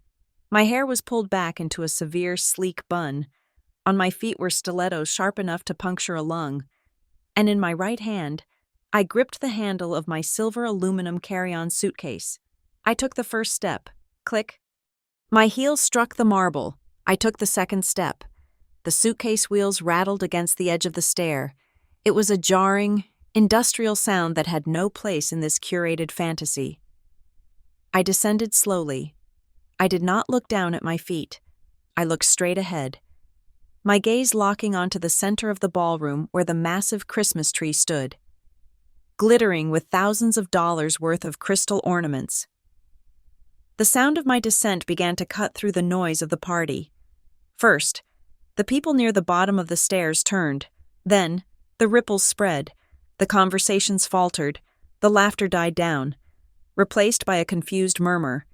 Even the band seemed to sense the shift in atmospheric pressure, their music stumbling into a disjointed silence. Serena was the first to speak. She was standing near the banister, holding her phone up, a ring light clipped to the top. She was in the middle of a live stream, posing with a glass of champagne. She looked up and saw me. Her eyes widened, not with concern but with annoyance. "Arya!" she shrieked, her voice shrill and piercing in the sudden quiet. "What are you doing? You are ruining my shot. Why are you wearing a suit? You look like an undertaker. Get out of my background." I ignored her. I kept walking. Step, step, step. Eleanor and Richard, who had been holding court near the fireplace with the governor of Connecticut, froze. I saw the blood drain from Eleanor's face. She looked at the suitcase. She looked at my clothes. And then, panic flared in her eyes. They rushed toward the bottom of the stairs. Abandoning the governor mid-sentence, they moved with a frantic urgency, trying to intercept me before I reached the floor. "Arya!" Eleanor hissed, her voice a tight whisper as she reached the bottom step. She forced a smile for the benefit of the watching crowd, but her eyes were murderous. "What is this? Where are you going? The countdown is in 5 minutes." Richard was right behind her. He was sweating profusedly. His eyes darted to the suitcase, then to my hands. He was looking for the manila envelope. "The papers," Richard whispered. his voice trembling with a mix of alcohol and fear. "Do you have the papers? Did you sign them?" I reached the bottom of the stairs. I stood on the marble floor of the foyer, towering over my mother in her heels. I looked at the crowd. There were 50 people watching us. Mr. Sterling was there, holding his drink. The partners from the investment firm were there. The governor was watching with polite curiosity. This was the audience Richard had bought. This was the stage Eleanor had built. It was perfect. "Yes, Richard," I said. My voice was not a whisper. It was a clear, projected alto that carried to the back of the room. "I have the papers." I reached into my leather laptop bag. I pulled out the thick manila envelope. Richard's face lit up with greedy relief. He reached out his hands, his fingers twitching. "Good girl. Good girl. Give them here. The notary is in the study." I smiled. It was a cold, sharp smile. "I don't think we need a notary for this. Richard." I handed him the envelope. He snatched it from my hand. He tore it open, desperate to see the signature that would save his life. He pulled out the stack of papers, but instead of the trust transfer agreement, he found himself holding a stack of high-resolution photographs and printed spreadsheets. He froze. He stared at the top page. It was a printout of the loan application he had filled out 3 months ago using my social security number. "What is this?" he choked out. "It is a forensic audit," I said, my voice ringing out through the silent ballroom. "It is a complete record of the $148,000 you stole from me by forging my identity. It is a copy of the foreclosure notice on this house that you have been hiding from your investors. And it is a list of the 7 maxed-out credit cards you opened in my name." The room gasped. It was a collective intake of breath that sucked the oxygen out of the space. Eleanor grabbed Richard's arm to steady herself. "Arya," she warned, her voice shaking. "Stop this. You are drunk. You are tired. Go upstairs." I turned to the crowd. I made eye contact with Mr. Sterling. I made eye contact with the governor. "I am not drunk. Mother," I said, "I am the most sober person in this room." I took a step toward the investors, raising my voice to ensure there was no ambiguity. "For anyone considering investing in Wyndham Capital," I announced, pointing a finger at Richard, "I strongly suggest you reconsider. I am Arya Langston, Senior Vice President at Sterling & Vance. I manage risk for a living, and I am telling you right now, I am not investing a single dime in this Ponzi scheme. There is no liquidity, there is no vision, there is only debt and fraud." Richard dropped the papers. They scattered across the polished floor like white leaves. His face turned a violent shade of purple. The facade of the jovial patriarch crumbled, revealing the desperate, angry man beneath. "You ungrateful bitch!" he roared. He lunged at me. The crowd screamed. Richard raised his hand, aiming a heavy backhanded slap at my face. He wanted to hurt me. He wanted to silence me. I didn't flinch. I didn't step back. In one fluid motion, I raised my right hand. I wasn't holding a weapon. I was holding my smartphone. The screen was bright. The camera app was open. The red live icon was pulsing in the corner. "Go ahead, Richard," I said, my voice deadly calm. "I am live streaming to 50,000 people right now. My professional network, the press, the legal community in New York, they are all watching. Hit me. Please, add assault to the list of felonies I have already reported." Richard's hand froze in midair. He stared at the phone. He stared at the comments scrolling up the screen at a dizzying speed. He realized, in that split second, that he wasn't just losing his money. He was losing his reputation. He was losing his freedom. He lowered his hand slowly, his chest heaving. He looked like a deflated balloon. "You reported me?" he whispered. "To who?" "The Federal Bureau of Investigation," I said. "Cybercrimes Division, and the State Attorney General. I sent the email 10 minutes ago. The digital paper trail is already on their servers." I turned to Eleanor. She was staring at me with a look of pure horror, not because of the crime, but because of the scene. "But the party," she stammered. "The governor is here. Arya, how could you?" You wanted me to be useful. Mother, I said, I am cleaning up the mess. I am stopping you from dragging more innocent people into your financial grave. I looked at Serena. She had stopped live streaming. Her phone was lowered. She looked small and terrified, stripped of her filter. And Serena, I said, stop spending money you don't have. It is not a good look. At that exact moment, the grandfather clock in the hallway began to chime. Bong, midnight, bong. The winter solstice had arrived. Through the tall windows at the front of the house, heavy headlights swept across the snow. A massive black SUV with tinted windows pulled up to the front portico, crunching through the ice. It looked like a hearse or a tank. It was my ride. I grabbed the handle of my suitcase. I walked past Richard, who was standing amidst the scattered evidence of his crimes. I walked past Eleanor, who was weeping silently into her hands. I walked past the shocked investors who were already pulling out their phones to call their lawyers. I stopped at the heavy front door. I put my hand on the brass handle. The cold metal felt grounding. I turned back one last time. "Merry Christmas," I said. The room was silent, save for the ticking of the clock. "Oh, and one last thing," I added. "Mrs. Higgins is on the 3rd floor with Leo, Mia, and the dogs. I locked them in for their safety. When the police arrive in the morning to arrest Richard, please try to have some dignity. Don't let the children see you in handcuffs." I opened the door. The wind howled, blowing snow into the foyer, swirling around my ankles. I stepped out into the night. I slammed the door shut behind me. The sound was final. It echoed like a gunshot, sealing the tomb of the Wyndham family behind me. I walked down the steps to the waiting car. The driver, a large man in a dark suit, opened the rear door for me. He took my suitcase. "Good evening, Miss Langston," he said. "To New York?" I slid into the warm leather seat. I looked back at the house, through the window. I could see the chaos erupting. Richard was shouting. Guests were fleeing. It was a beautiful disaster. "Yes," I said, leaning back and closing my eyes. "Take me home." The interior of the black Suburban was a sanctuary of leather and silence. As the heavy vehicle merged onto the interstate, putting miles of snow and darkness between me and the Wyndham estate, I leaned my head back against the headrest. The only sound was the rhythmic hum of the tires on the asphalt and the low purr of the heater. My phone, however, was screaming. It vibrated against my thigh like a trapped insect. I pulled it out. The screen was a strobe light of notifications. Mother calling Richard. Calling Serena calling. I swiped left. Block. Mother calling block. Serena calling block. Then the unknown numbers started. They were borrowing phones.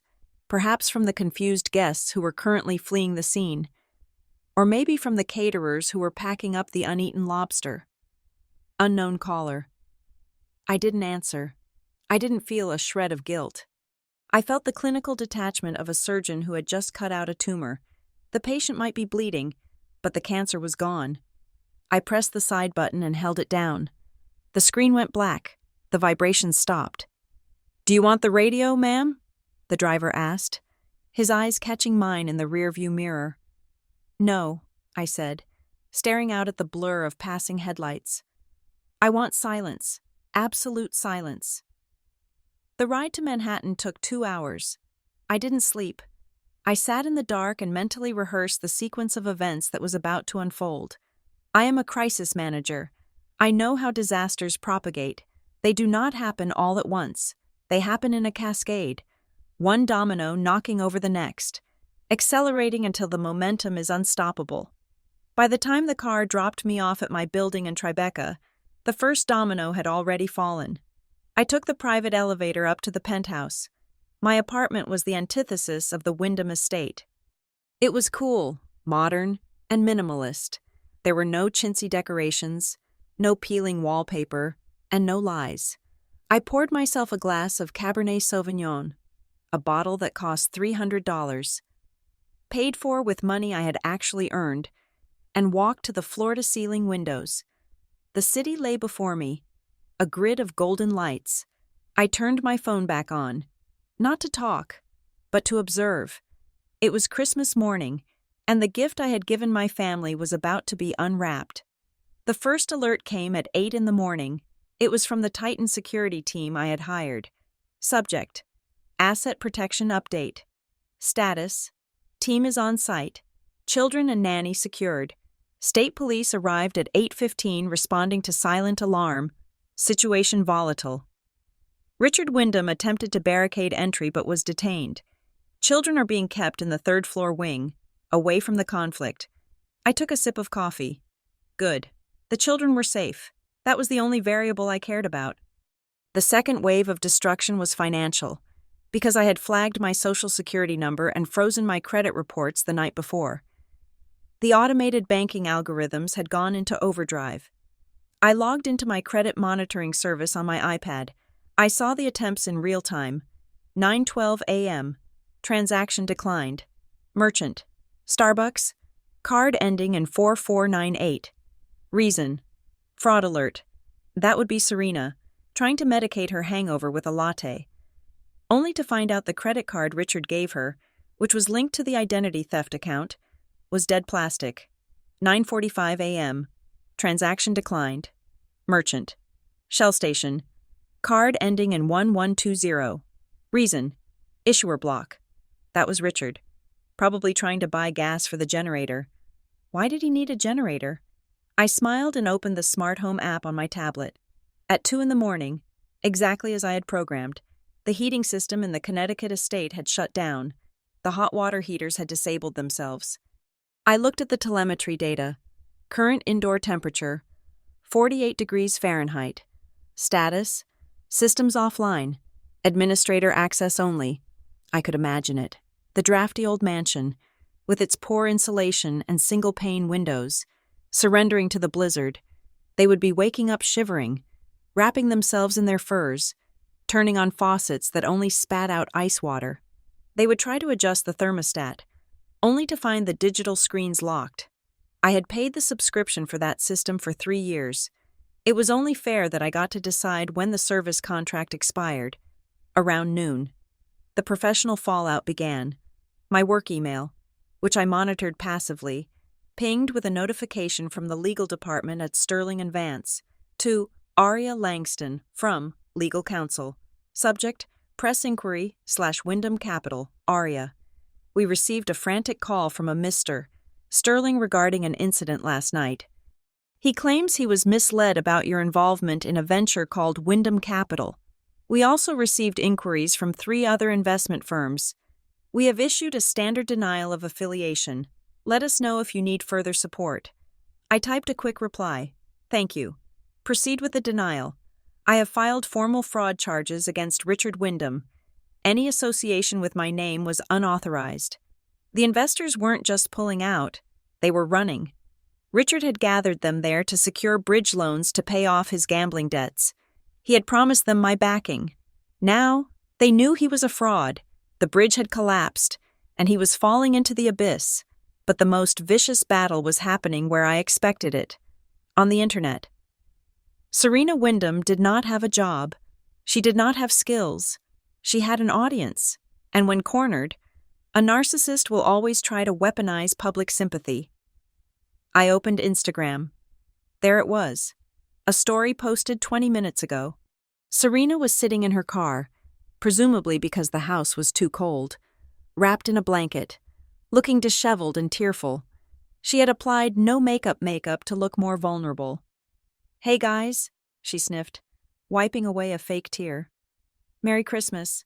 I guess I am literally shaking right now. I can't believe I have to say this. But my sister, my own sister, came home last night and destroyed everything." She paused for dramatic effect. "She is mentally unstable. You guys, she has always been jealous of me. Last night, she had a breakdown and cut the power to our house. She locked the gates so we can't get out. My babies are freezing. My dad is having heart palpitations. She literally stole money from us and left us to die in the snow. I don't know why she hates us so much. We just wanted to love her." The comments were pouring in. "Oh my God, that is a monster. Call the police. Who does that to their family on Christmas?" I watched the view count tick up. 5,000? 10,000. I didn't get angry. I didn't type a furious rebuttal in the comments section. I am a professional. I don't fight in the mud. I drop a bomb from 30,000 feet. I opened my laptop. I pulled up the file I had compiled the night before. It contained 2 videos. Video 1, the security camera footage from the library. Time-stamped yesterday afternoon. Richard's voice was crystal clear. The girl is here, we just need her signature. Once we have that, we can pay off the sharks, use her name to trick Sterling. Video 2, footage from the living room. Time-stamped 2 days ago. Serena was sitting on the couch while Leo and Mia were screaming for food. Serena didn't move. She was on the phone. I don't care if they are hungry. Mom, I am busy. Tell the nanny to deal with the little brats. I hate being a mother. It ruins my aesthetic. I uploaded the files to a dummy Twitter account I used for leaks. I tagged the local Connecticut news stations, the state attorney general, and for good measure, the biggest drama channels on YouTube. Caption: the truth about the Wyndham crisis, fraud, child neglect, and identity theft. Receipts attached. I hit post. Then I shared the link to my own professional LinkedIn page. With a simple statement regarding the Wyndham estate incident. I have been made aware of false allegations circulating on social media. The appropriate authorities, including the FBI and Child Protective Services, are currently in possession of video evidence regarding criminal fraud and child neglect at the Wyndham residence. My priority remains the safety of my niece and nephew, who are currently under the protection of a private security detail I funded. I will not be commenting further. The reaction was instantaneous. The internet is a fickle beast. It loves a victim, but it loves exposing a liar even more. Within an hour, the tide turned. The comments on Serena's post shifted from sympathy to vitriol. Wait, did you see the video? You called your kids brats? Your dad is a scammer? She paid for your security and you are trashing her? Serena deleted the story, then she set her account to private. Checkmate. By 4 p.m, the sun was beginning to set over the Hudson River. The sky was a bruised purple. My phone rang again. This time, it was Sarah, my assistant. Aria, she said, you saw the press release from the firm? I haven't, I said. Mr. Vance put it out himself. It is brutal. He basically said that Sterling and Vance stands 100% behind you and that we are launching a defamation suit against anyone, family included, who tries to tarnish your professional reputation. He also mentioned that the legal team is looking into the identity theft charges on your behalf pro bono. That is generous of him, I said. It is self-preservation. Sarah laughed. You are the best fixer they have. They aren't going to let a couple of grifters from Connecticut ruin their quarterly earnings. Oh, and Aria? One more thing. Go ahead. I got a call from a contact at the bank, the one holding the mortgage on the Wyndham estate. Yes? Apparently, Richard tried to wire transfer $50,000 to an offshore account this morning to hide it from the freeze, but because you flagged the identity theft, the system locked him out. The bank is accelerating the foreclosure. They are serving the eviction notice on December 26th, tomorrow. Good, I said. They will need to find a smaller stage for their drama. And there is a rumor, Sarah lowered her voice, from the grapevine. The private lenders Richard owes money to? The ones who aren't banks? The sharks, I said. They aren't happy. Word on the street is they saw the news about the fraud. They know the money isn't coming. They are looking for him. If the police have him in custody, he might actually be safer than if he were on the street. That sounds like a problem for Richard, I said. Not for me. Merry Christmas, Aria, Sarah said softly. Merry Christmas, Sarah. I hung up. I walked to the kitchen island. I had ordered a dinner for one from the best steakhouse in the city, a delivery service that cost a fortune on a holiday, a medium-rare filet mignon, truffle mashed potatoes, and roasted asparagus. I plated the food. I lit a single candle. I sat down at my glass dining table. The apartment was silent. There was no screaming. There was no one asking me to be useful. There was no one judging my hair or my job or my worth. I took a bite of the steak. It was perfect. I thought about my mother. She was probably sitting in the dark, in a cold house, realizing that her golden child was a pariah and her husband was a felon. She was probably blaming me. She would blame me for the rest of her life. And for the first time in 29 years, I didn't care. I had spent my entire life trying to buy a seat at their table, only to realize the table was rotten and the food was poisoned. I raised my glass of wine to the empty room. "To being useful," I whispered. I took a sip. The wine was rich and complex, with notes of blackberry and oak. It tasted like victory. It tasted like freedom. I was alone, and it was the best Christmas I had ever had. The second week of January in Manhattan was a gray, unforgiving season. The holiday lights had been stripped from the trees along the avenues, leaving behind skeleton branches that rattled in the wind. The city had returned to its factory settings, cold, efficient, and indifferent to weakness. It was exactly the way I liked it. I was sitting in Boardroom B on the 45th floor of Sterling and Vance. The room was soundproof, air-conditioned to a precise 68 degrees, and smelled of lemon polish and aggressive capitalism. I was midway through a crisis mitigation strategy for a pharmaceutical client who had accidentally poisoned a river in Ohio. "The narrative needs to shift from liability to remediation," I said, pointing to the projection screen. "We don't apologize for the spill. We apologize for the delay in the cleanup. We pivot to the future. We commit $50 million to a new water filtration plant. We make ourselves the heroes of a disaster we created." The client, a sweating man with a comb-over, nodded vigorously. "50 million? We can do that. It is cheaper than the class action lawsuit." "Exactly," I said. My assistant, Sarah, opened the heavy glass door. She did not knock. Sarah never interrupted a client meeting unless the building was on fire or the stock market had crashed. I stopped talking. The room went silent. Sarah walked over to me. Her face, usually a mask of professional boredom, was pale. She leaned down and whispered in my ear, "They are downstairs." I didn't need to ask who they were. The temperature in my blood dropped 10 degrees. "Security?" I asked, my voice low. "The lobby reception is overwhelmed," Sarah whispered. "There are 4 of them, your mother, your stepfather, your sister, and a man claiming to be their legal counsel. And Aria, there are cameras, paparazzi, or at least freelancers with flash equipment. They are making a scene, a big one." I looked at the client. "Excuse me for a moment. A personal matter requires my immediate attention." I stood up and walked out of the boardroom, Sarah matching my pace. "What is the situation?" I asked as we strode down the corridor toward my office. "They are screaming," Sarah said, checking her tablet. "Your mother is crying on the floor near the turnstiles. She is telling anyone who will listen that you abandoned a sick, elderly woman to freeze to death. The man with them, the lawyer, is shoving a microphone in the security guard's face, demanding to see the negligent party. They are live streaming it." I stopped at my desk. I looked out the window at the skyline. 2 weeks. It had taken them exactly 14 days to hit rock bottom. I knew from my monitoring alerts that the foreclosure on the Connecticut estate had been finalized on the 26th of December. The bank had changed the locks on New Year's Day. They were homeless. They were destitute. And like a cornered animal, they had tracked the scent of the only thing they knew how to hunt, me.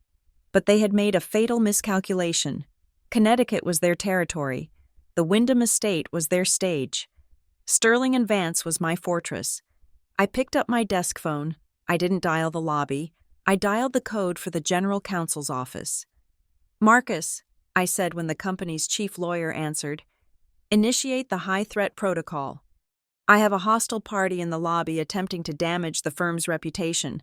I need you down there, and I need the Titan detail." "On my way," Marcus said. "Do you want us to have the NYPD remove them?" "No," I said. "Not yet. If we drag them out screaming, the tabloids will run the photo with the headline, 'Daughter Evicts Parents.' We need to control the optics. I am coming down." "Aria," Marcus warned. "You don't have to face them. We can lock the elevators." "They came to my house," I said. buttoning my blazer. Now they are in my office. If I hide, they win. I am going to end this. I hung up. I checked my reflection in the mirror. My suit was armor. My face was stone. I felt a flicker of fear. The old childhood fear of Richard's shouting and Eleanor's guilt trips. But I crushed it instantly. I walked to the elevator bank. Marcus met me there. He was a tall man with gray hair and a suit that cost more than Richard's car. Flanking him were 4 men from Titan Security. These were not the rent-a-cops who sat at the front desk. These were ex-military contractors, broad-shouldered and silent. "Ready?" Marcus asked. "Let's go," I said. We stepped into the elevator. I pressed the button for the lobby. The sensation of descending 45 floors felt like diving into deep water. The doors slid open. The noise hit me first. It was a cacophony of shouting, sobbing, and the rapid-fire click of camera shutters. The lobby of the Sterling and Vance building was a cavern of white marble and glass. Usually, it was a cathedral of silence. Now, it looked like the set of a reality TV show gone wrong. Eleanor was sprawled on one of the leather benches near the security turnstiles. She looked terrible. Her fur coat was matted. Her makeup was smeared. She was wailing, holding a handkerchief to her face. "My own flesh and blood!" she screamed at a confused courier who was trying to deliver a package. "She leaves us on the street. She stole our home." Serena was standing next to her, holding up her phone, filming. She looked gaunt, her eyes manic. "We are victims of financial abuse," Serena yelled at her screen. "Share this! Everyone needs to know who Aria Langston really is." Richard was pacing back and forth like a caged tiger. He looked disheveled. He hadn't shaved in days. He was shouting at the head of building security. "I am her father. I have rights. You tell that bitch to get down here and write me a check, or I will sue this entire building." Next to him stood a short, sweaty man in an ill-fitting brown suit, holding a briefcase that looked like it was made of cardboard. This must be the lawyer. He was sweating under the lobby lights, looking around nervously. Then, Richard saw me. The elevator doors had opened, and I stepped out, flanked by Marcus and the 4 Titan guards. We moved in a V formation, a phalanx of power cutting through the chaos. "There she is!" Richard roared. He pointed a shaking finger at me. "There is the thief!" The cameras flashed. The freelance photographers, sensing blood, rushed toward the turnstiles. I didn't stop. I walked straight to the security barrier. I swiped my badge. The gate beeped and opened. I stepped through into the public area of the lobby. My guards fanned out instantly, creating a human wall between me and the photographers. I stopped 10 feet away from my family. "Hello, Mother. Hello, Richard," I said. My voice was calm, amplified by the acoustics of the marble hall. It cut through the screaming like a razor. Eleanor stopped wailing. She looked up. For a second, she looked relieved to see me. Or rather, relieved to see the person who carried the checkbook. "Aria," she gasped, struggling to stand up. "Oh, thank God. Look at what you have done to us. Look at this. We are living in a motel in Queens. A motel. You have to fix this. You have to give us the money back." "I didn't take your money, Eleanor," I said. "I stopped you from stealing mine." The sweaty lawyer stepped forward. He tried to puff out his chest. "Ms. Langston," he said, his voice squeaky. "I am Leonard Smalls, representing the Wyndham family.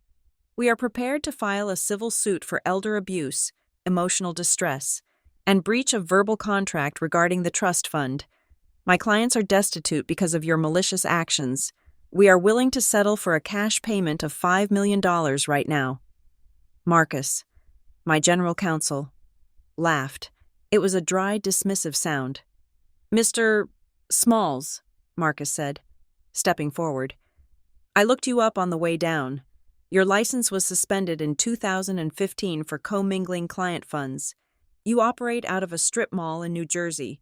If you file a single piece of paper against Ms. Langston or this firm, I will have you disbarred permanently by 5 o'clock today." The lawyer turned pale. He took a step back. Richard, seeing his legal intimidation crumble, lost control. The desperation that had been building in him for weeks, the loss of his house, his status, his lies, exploded. "Shut up," Richard screamed. "I don't care about lawyers. She owes me. I raised her. I put a roof over her head." He looked at me, his eyes bloodshot and wild. "You think you are so special?" he spat. "You are nothing without me. You are just an ungrateful little girl. That money in your trust? It was your grandmother's. It belongs to the family. It belongs to me." "It belongs to the person named in the will," I said coldly. "And that is not you." "Give it to me," Richard yelled. He lunged. It happened in slow motion. He scrambled over the velvet rope separating us. He raised his fist. He wasn't acting for the cameras anymore. He wanted to hurt me. He wanted to beat the obedience back into me. "Richard, no!" Eleanor screamed, but he was already in the air. He never reached me. The two Titan guards nearest to me moved with terrifying speed. One of them caught Richard's wrist in mid-swing. The other swept his leg. There was a heavy thud as Richard hit the marble floor. "Get off me!" Richard howled, thrashing against the guard, who now had a knee pressed gently but firmly into the small of his back. "This is assault.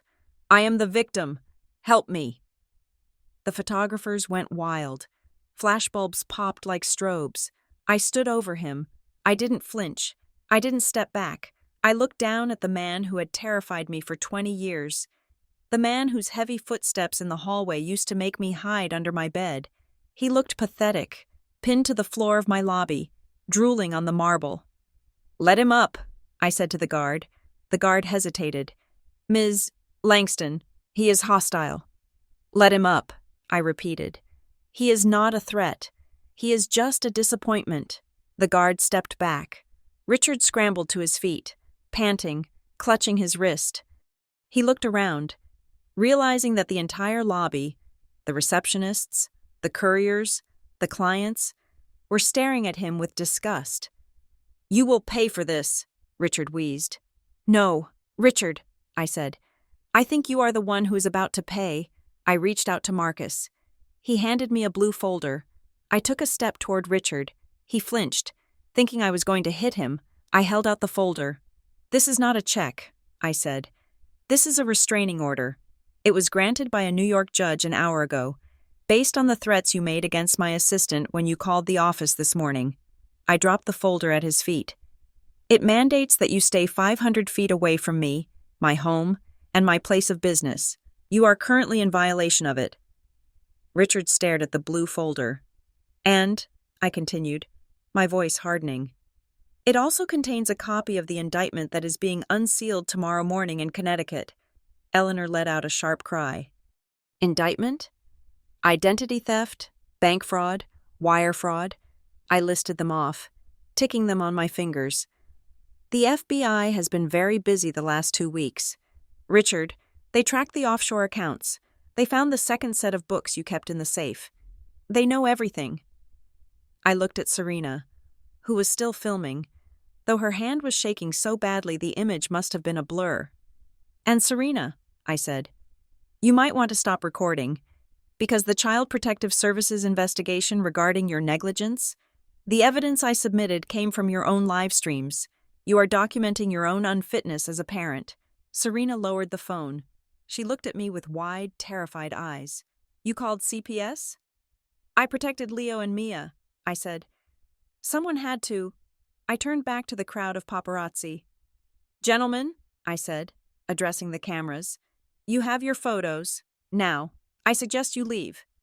Because in exactly 2 minutes, the police are arriving to enforce this restraining order, and I don't think you want to be named as accomplices to a violation of a court order."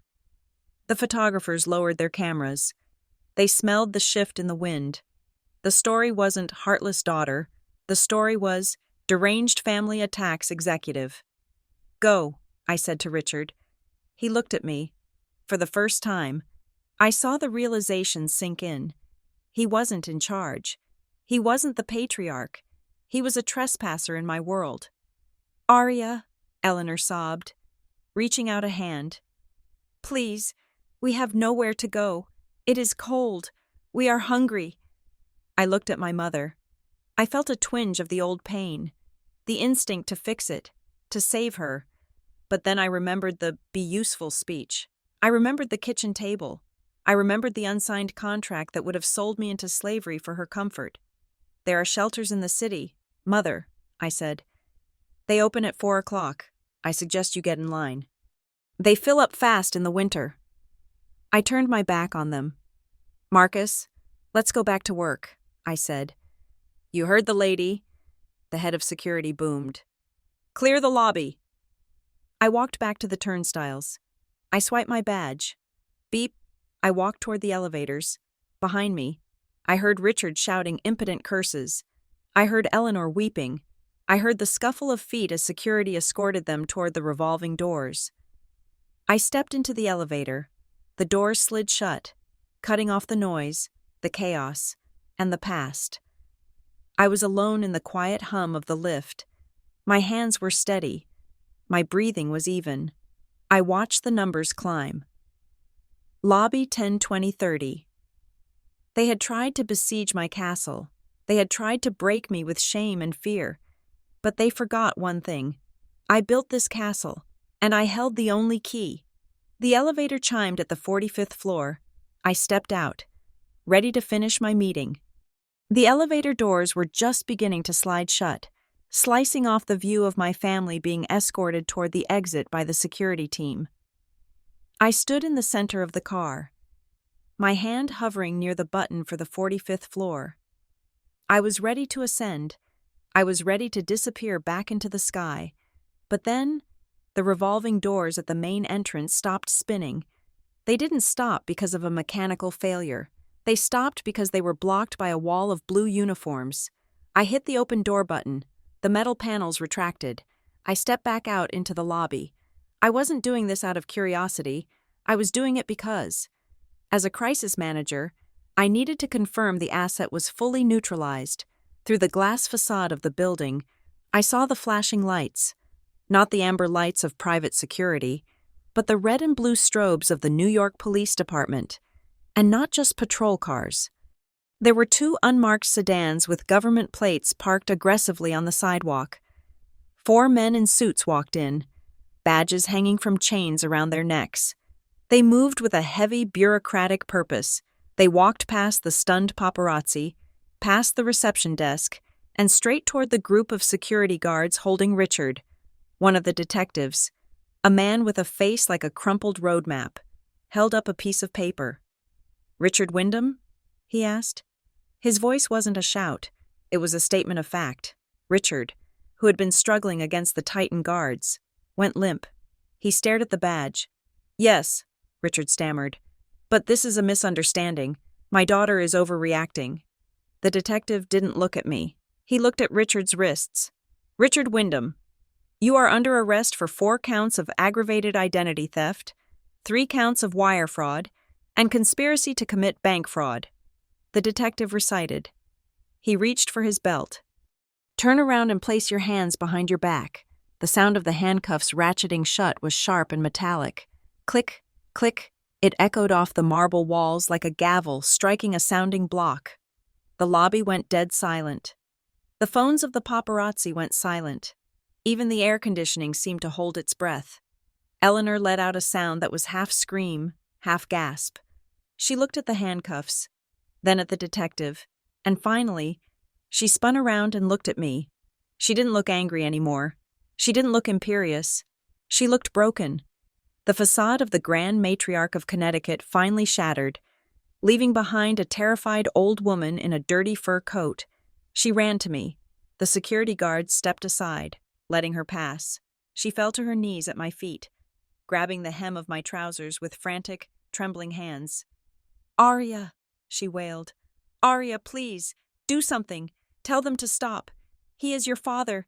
He is my husband." I looked down at her. I felt the expensive fabric of my suit straining under her grip. I felt the eyes of my colleagues, my employees, and the press on us. "He is not my father. Eleanor," I said. My voice was low, steady, and devoid of warmth. And he is not a victim. He is a criminal who stole my name to pay for his mistakes. "We are family," Eleanor sobbed, tears streaming down her face, ruining what was left of her makeup. "We made mistakes, yes, but you don't send family to prison. You fix it. You always fix it. Come on, Arya. I am sorry. I am so sorry. I was wrong to ask for the money. Just make a call. You know people. Make this go away." She looked up at me, her eyes pleading, searching for the daughter who used to do her homework, the daughter who used to crave a single word of praise. "We are family," she repeated, a desperate whisper. I looked at her. I really looked at her. I saw the woman who had criticized my weight when I was 12, the woman who had ignored my graduation to go to a spa, the woman who had tricked me into coming home for Christmas just to use me as a guarantor for a loan. I felt nothing, no anger, no sadness, just a profound, empty clarity. "You are right, Eleanor," I said. She froze. A flicker of hope lit up her eyes. "I am?" "Yes," I said. "You told me to be useful." I leaned down, peeling her fingers off my pant leg one by one. "You told me that my only value in this family was what I could do for you." I continued, standing back up and brushing the lint from my suit. "So, I decided to be useful. I gathered the evidence, I tracked the IP addresses, I compiled the forensic audit, and I handed it all to the Economic Crimes Unit 2 weeks ago." Eleanor stared at me, her mouth opening and closing, no sound coming out. "The most useful thing I could do with my life," I said, looking her dead in the eye, "was to stop you people from hurting anyone else." "You called them?" she whispered. "You did this?" "I executed the solution," I corrected her. To my left, Serena suddenly moved. She had recovered from her shock and pulled her phone back out. She held it up, aiming the camera at the detectives, who were now patting Richard down for weapons. "Oh my God. You guys," Serena narrated, her voice trembling but loud. "This is literally a police state. They are arresting my dad for no reason. My sister is a sociopath. She set us up. Look at this injustice." One of the detectives, a woman with a sharp bob cut, stepped in front of Serena. "Ma'am, put the phone down," the detective ordered. "I have rights," Serena shrieked, pivoting the camera toward the officer's face. "I am documenting this. I am an influencer." "You are a suspect," the detective said calmly. She reached out and plucked the phone from Serena's hand with practiced ease. "Hey!" Serena lunged for it. "Give that back. That is my property. My followers are watching." "This device is now evidence in an active investigation regarding child endangerment and conspiracy to defraud," the detective said, slipping the phone into an evidence bag. "And so are you. We have some questions about the funds transferred to your personal account from the stolen credit lines." "I didn't know!" Serena screamed, looking at her empty hand as if she had lost a limb. "I just spent the money. I didn't know where it came from." "You can explain that at the precinct," the detective said. "Come with us. Ms. Wyndham." 2 officers moved to flank Serena. She looked at me, her eyes wide with betrayal. "Arya," she screamed. Tell them I am just a content creator." I didn't answer her. I watched as they handcuffed Richard. He looked old now, defeated. He didn't look at me. He was staring at the floor, muttering to himself about interest rates. Eleanor was still on her knees, weeping softly. The fight had gone out of her. I took 1 step closer to my mother. I crouched down so my face was level with hers. "Eleanor," I said softly. She looked at me through her tears. "You want to know the tragedy of all this?" I whispered. My voice intimate, just for her. She waited. "If you had just let me come home and eat dinner," I said. "If you had just let me sit at the table and be a daughter for 1 night, I would have helped you. I would have paid off the mortgage. I would have fixed the debt. I would have done it all. Because I loved you." Eleanor's eyes widened in horror. The realization hit her like a physical blow. She had had the golden goose, and she had tried to butcher it for a quick meal. "But you didn't want a daughter," I hissed. "You wanted a servant. You wanted a tool. You wanted someone to fetch the dress and sign the papers and sit in the kitchen with the garbage." I stood up, towering over her. "Well," I said, smoothing my blazer, "now you don't have anyone left to serve you. You are on your own." I turned my back on her. "Take them away," I said to the detectives. "Let's go." The lead detective barked. Richard was marched out first. His head hung low. Then Serena, still crying about her phone. And finally, Eleanor was helped to her feet by a female officer. She looked back at me one last time as she was led toward the revolving doors. I didn't wave. I didn't smile. I just watched. The doors spun. Whir, and then they were gone. The lobby was silent. The paparazzi had lowered their cameras. Sensing that the show was over, the staff at the reception desk were pretending to type. Marcus, my lawyer, nodded to me. "We will handle the press statement," he said quietly. "Go upstairs, Arya, or go home. You are done for the day." "I am done," I repeated. I turned and walked back to the elevators. My heels clicked on the marble, a steady, rhythmic sound. I felt lighter. Gravity seemed to have lost its hold on me. I stepped into the elevator car. I was alone. The doors slid shut, sealing me in the quiet, mirrored box.